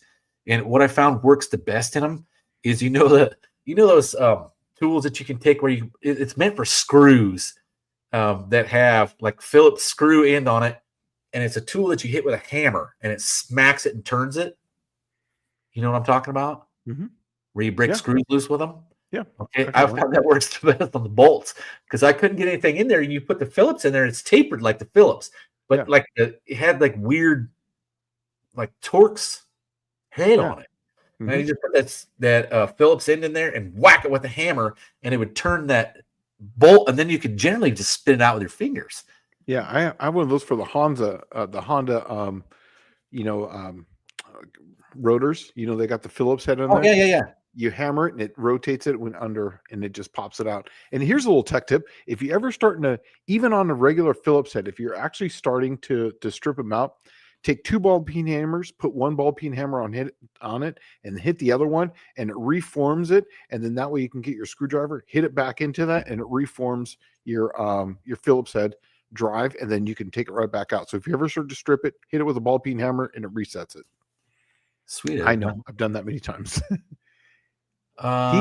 This is perfect. Tony is absolutely correct. Emission testing is not about air quality control. It's about controlling you and taxes and money and fear and everything. Like the world's going to end. Let's put money on it. Let's throw money at it. Every year there's been something new, and they want to tax you. This is just another thing. Well, I remember the California thing when I first got out there. I want to say the emissions was like 65 and older, right? And then it changed to like it was supposed to be 25 years and older. Yeah, but then they put a cap on it. Right, it went to like 76 or something, and then it stayed. It never changed again. And I was first year of the catalytic converter. That was the whole thing. Is that they had to go to the first year of the cat that was put on there, and when emissions were like absolutely put on there, like lean burn, everything had some sort of emissions thing. Well, the sad part was I remember being out there, and like a lot of the squids when I first came in the Navy, a lot of the squids they were just like out of high school. They couldn't afford some nice car, right? So that here's what the shitty thing was: you come from like Nebraska, or like Ohio, where the Rust Belt. And you'd show up in your one beater car that you've owned your whole life, which has only been like 2 years. And you show up in California, and they made you have a California emissions test before they'd give you a base sticker for the damn thing. Yeah. So like all these squids, what did they have? 70s, 80s cars that were all like, junk and just kind of cobbled together from the Midwest. And then you come out to California, and they're like mandated lean burn, computer-controlled carburetors, computer-controlled distributors. Well, they couldn't get these things to pass emissions at all.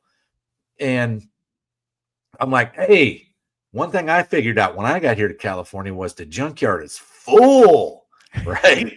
And so, like, let's go check out, see if we can find you some parts. So, I mean, I literally became the dude on the base. Like, you need your shit to pass smog. I was the guy to talk to. You might spend 40, 50 bucks at the junkyard, but you're going to get in there and you're going to pass smog. Mm-hmm. But I got to be a pro at that. Andrew Nelson's asking a question. He wants to go back to the Triple Crown stuff. He's saying that there's a weight penalty for straight axle. Yes, it's Correct. a 100-pound weight penalty for straight axle. But if you run a 4-speed, that goes away. So, yes, there's a 100-pound weight penalty for that. Yeah, impact, the manual impact and impact driver. That's right. That's Yeah, what it's that's called. what it was. Oh, man. Rose Staten, I don't know where you're at, but heat wave over 90 degrees till Friday in SoCal. Wow. Dang, dude. Well, you know what our high today was? Like 64, 68 or something. Ours was 48 was our high today. Here. Was your high? No way. High was 48 degrees. Really? Yeah. Dude, it was cold and rainy. It was warmer this morning when I got up and got the truck. 54. No, it's not. No, ours was 54. Oh, yeah. No, ours was 48. In fact, when I got up this morning, it was actually 50 degrees when I left. But then the second I got to work, it was 48 and it never got above that.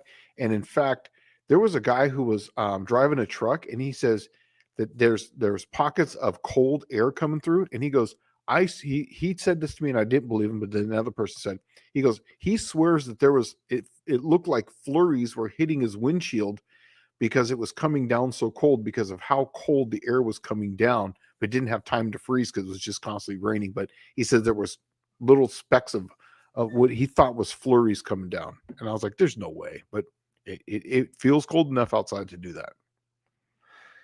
So this is something that's pretty interesting is that Dust Devil Garage says that Missouri and Illinois, the year is 1996, basically OBD2. Okay, where I grew up in Illinois, there was no emissions requirements. And I guess it's because it's farm community, farmland. So maybe the major cities in Illinois. Levi's asking Triple Con question. I heard you say no aluminum engine blocks. I don't see that in the rules. Is that new? Doesn't affect me, but how's it future plans? No, it says cast iron block, I believe is what it says in the rules, doesn't it? I think so. The aluminum engine blocks aren't allowed. Yeah, it says cast iron blocks only or something like that. I don't have the rules in front of me, but it does say cast iron blocks. Aluminum heads, okay.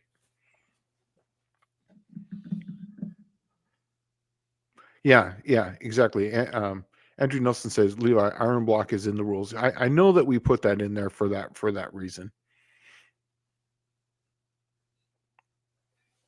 Yeah, Danny Boyd saying, I kind of love the challenge for making a dirty car pass emissions testing too. I loved it. There was like all these workarounds, and it was like somebody would come to you and it's like challenge accepted, right?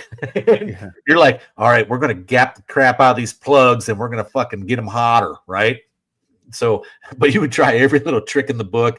The heat in the gas tank, that was one thing that used to be almost an instant winner because it would just thin out the gas so much with alcohol. We would actually run a lot of alcohol. We'd actually put alcohol in the tank. That's exactly really what we did. Yeah.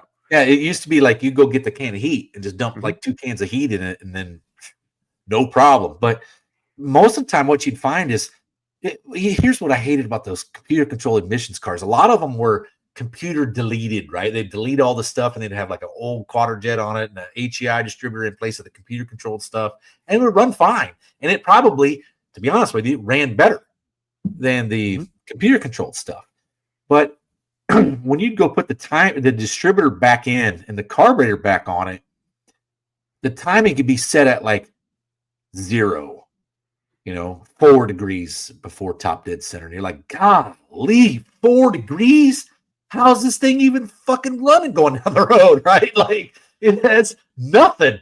And the emissions smog malaise era from like 73 to like 85 was just the worst, right? And there was cars. It was not uncommon to see a car that have the initial timing at 0, and then have 150 thousandths. The pistons would be in the hole by 150 thousandths, with a 43 thousandths head gasket on it, and the compression ratio calculated would be like 7.3 to 1. But the manufacturer would say it's 8 to 1 compression. Well, sure, it was 8 to 1 compression if you actually did the rest of the machine work to the block, and used the thinner gasket.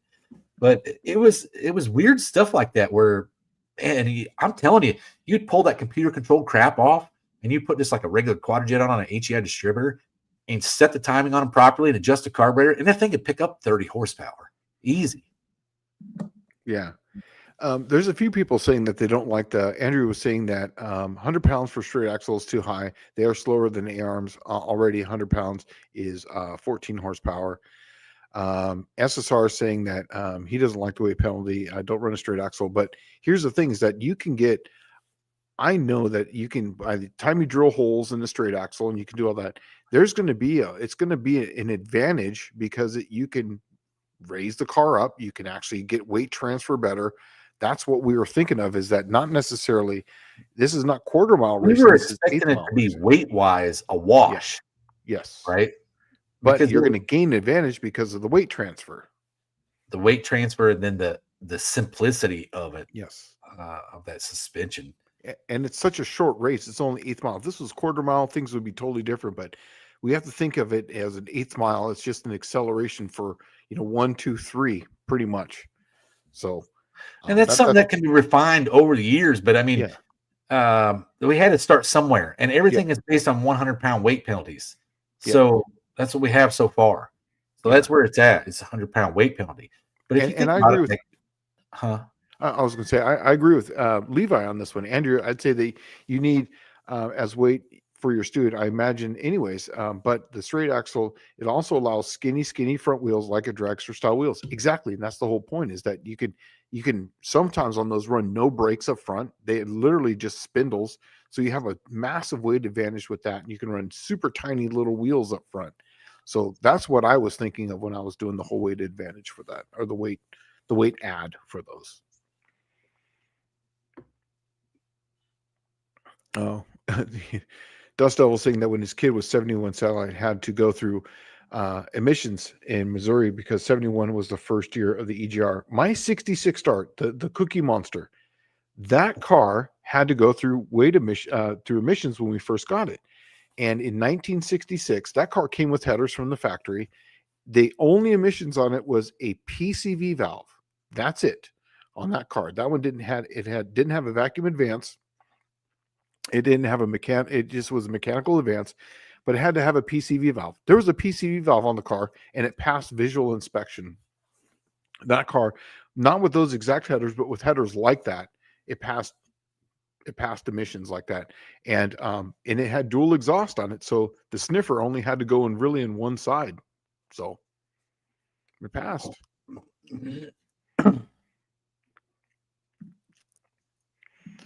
Let's see, emergency. Now I can tell Andrew doesn't like our rule, but it says weight transfer is way faster on A-arm cars. That's not true at all. You could literally have weight transfer happen while the car sitting there. That's right. I agree with that. This is something I'm going to disagree with you on, what Andrew, is because the car is already set like this. Yeah, it's faster if it's moving, but if the car is already set this way, that's the whole point for it. Yeah, I figured we just had to start somewhere, and I knew that there's no way that that's comparable. That can't be right, because some of those cars had a steering box that weighed 100 pounds. Yeah, right. That can't be right. You can't be that. You still are better off, but it's just a penalty for having an orphan. There you go. Yeah. And I like this with Levi. He's saying that rolling resistance is ET. When I swapped from stock front brakes to Strange, I picked up a 1/10. No change outside of that. Exactly. And that's the whole point too, is if you're running a straight axle, you can have no front brakes up front and there's no resistance on them.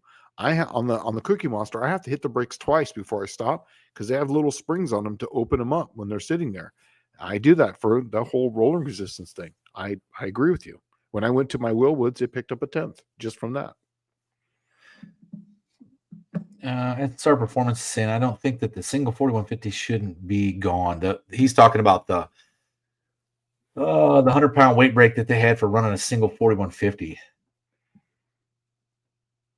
I'm thinking it's a good one because I think that just keeps the weight up on them on all the cars because everyone's going to show up with the 4150. You get a weight. I was actually thinking about getting a weight break if you're running multiple carbs, but we haven't done that. But I don't think that's the right direction to go, to be honest with you. yeah, But the 4150 is what everybody's going to show up with. Yeah. Right? That's going to be the standard. And I think everything should be based off of that and mhm. move either way based That's off. correct. That's exactly why. That's why I wanted the 4150 no weight break because that's literally what everyone's going to show up with. That way, there's no weight break right off the bat. And then I think and the reason why I say that is like the 4150 is what everybody's going to have, right? You shouldn't get a weight break for just a single 4150. Exactly. And so it should be the standard norm. I think what we're going to see is I bet tunnel rams will end up having a weight penalty on them eventually once everybody kind of starts to get those figured out. I would like to see multi-carb setups. Me too. I really like to see a 6-barrel setup because right now there is no weight penalty for having a 6-barrel setup. Yeah. And I'm glad you're saying that out loud because that's the whole point is that if you got to look outside the rules, so be innovative, try something different. It's the whole point of this. Well, and it's sort of saying twin carb setup is an advantage. It is, but there's really nobody showing up with one. Yeah, except for Jamie did, but he still had a lot of things to work out with that.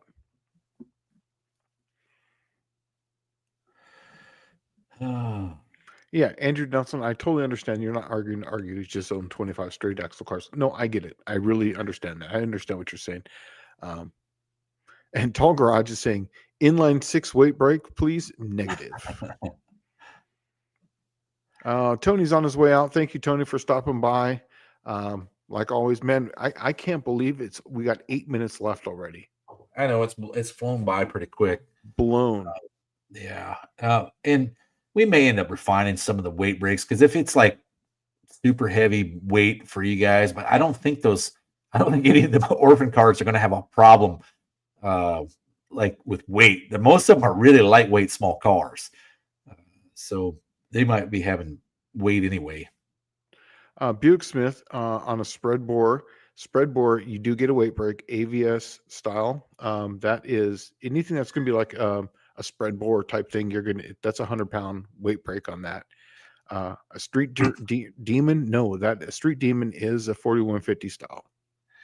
So the AVS, the Edelbrock AVS, is not a spread bore. The Edelbrock AVS. Flange. No, I thought he was talking about an AVS on those. Those are not. Those are pretty damn close to being square bores on those. That's not going to be a weight break on that. The only thing you're looking at is Quadrajet and Thermal Quad. That's right. Are going to get a weight break on the 41 or like the 4-barrel deal, and that's because those carburetors really don't stand much of a chance compared to a Holley, right? You're down. I would say, depending on the combination, 20 to 40 horsepower just off the get-go.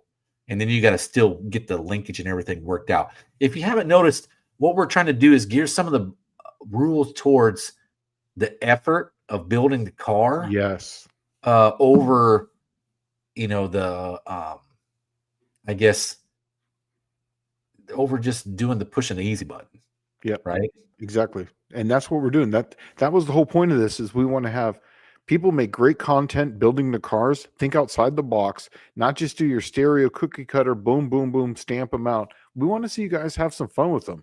And Tall Garage is saying here that no wet sump, it says wet sump engines only. Yeah. Once again, cost. This is trying to be cost effective. We're trying to make this fun and easy for everyone. If you have a big weight sump and all these steel braided lines going everywhere and a pump, oh my God, we know you can build one at home for fairly cheap and it'll make you 30 horsepower, but it also somebody can go hire somebody to build a wet sump system that makes them, 600 horsepower. Yeah. Come on, be serious. That was the whole point. Was it's supposed to be like we're trying to get it to where you go pluck an engine out of something and drop it into something that's pretty much readily available and go to the track. Yeah. And have fun. Once again, we said this, and I've said this like probably 10 times. The point of this is that when we're driving this way, when I was riding my bicycle around the No Name Nationals pit, no less than 90% of the cars there that were not big blocks could literally enter into this class, run, be close. It would be closest competition, but this way we would have a heads-up class that didn't get out of control and cars running in the low fives. That's what we didn't want. We wanted to have so that way it wouldn't also be competitive, and it would be super crazy on safety equipment. You wouldn't have to have all these SFI shit. You wouldn't have to have special cages. The whole idea was just to make it a street car and have fun. Cheap, economical. Yeah. And then let's see. 38 Racing saying I'd bring a 3x2 carb setup, but you won't let me run a 348. You can't run a 348 because it's a big block. That's right. Now, things may change in the future. That we had intended to do that, to change things in the future, but we just need to get this damn class rolling. Yeah. Right. And because you got some oddball crazy combination, I got a 312Y block with a spread bore and 36 speed semi truck transmission. How come I can't run in your class? Stop killing me. All right. Like, it's meant for basic run of the mill stuff. That's what we targeted, was right down the center. And I'm sorry you got some weird stuff and you want to run in it. Take the weird thing out and go put the standard thing in there, and you can probably run in it. And if you look right behind Dallas anyway, see all those cars, that's all you guys. Literally the no-name, the Triple Crown was built for literally 90% of these cars behind Dallas. That's what it was designed for. So that way you guys could all race together, because we noticed that there's a massive grouping of cars that are really close together. And if we made them on a pro tree, that would make it more driver, less about just throwing dollars at a car and having some fun. Buick Smith saying my Street Demon carb is a spread bore 3-barrel carb. You'd have to let me see that, but I don't think it is a spread bore. No, I think it's 4150. I think it's a 4150 3-barrel, just like the Holly was in the 70s. Well, we got about 3 minutes left here, man. You got anything? Got any videos coming up at all? Oh, I'm pretty lazy. Well, no, actually, I've been doing a lot of stuff, but like today, I made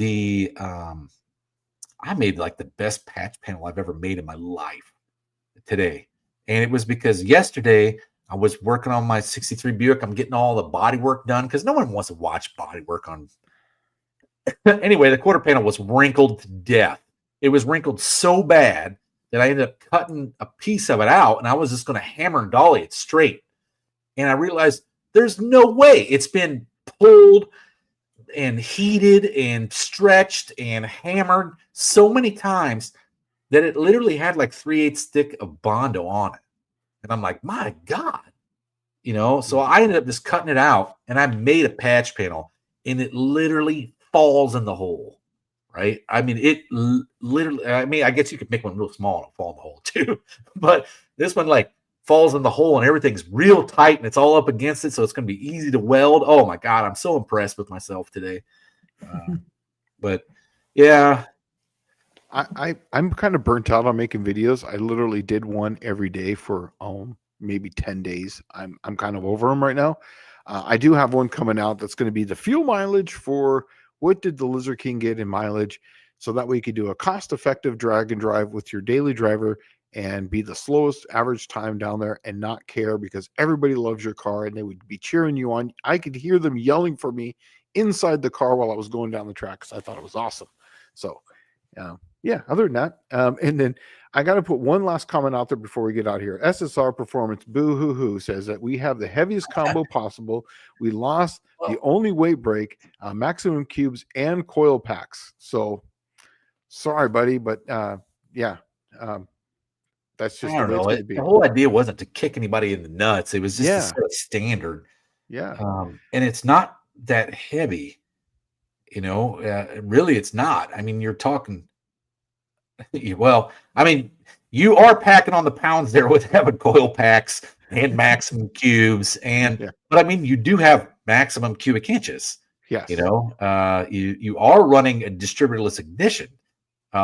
There is some advantages. You're just packing on the weight for having them. I don't think it's going to affect you that much. I mean, if you took that car and ran it and it was running 708, it might be running 718 now with 100 pounds. But we're just we'll try this and see how it goes, and it may change. But the idea Levi's was saying it's so standard. Ryan, 3,300 pounds isn't heavy, man. And then he goes on to Tall Garage says that Levi, my 3,300 is legal. So 2,700 pound Fox body is coming. And then Levi says this, I've got money on Brooks smoking anything Ken brings to Triple Crown. Oh, no. So there it is right there. There's the first bet already for 2026 right there. But anyways, with that, guys, we're going to be getting out of here. It's coming up on 2 hours here. I'm getting a flashing light, so we're gonna be signing out today. And it was awesome, like always. I hope you guys like the rules. If you guys don't, we're just trying to make it some competitive for everyone. And we're once again, we're kind of doing the seat of the pants, so we're doing the best we can with this. And with that, what you got? Anything else you want to say, Dallas, on your way out? That's it. I'm out.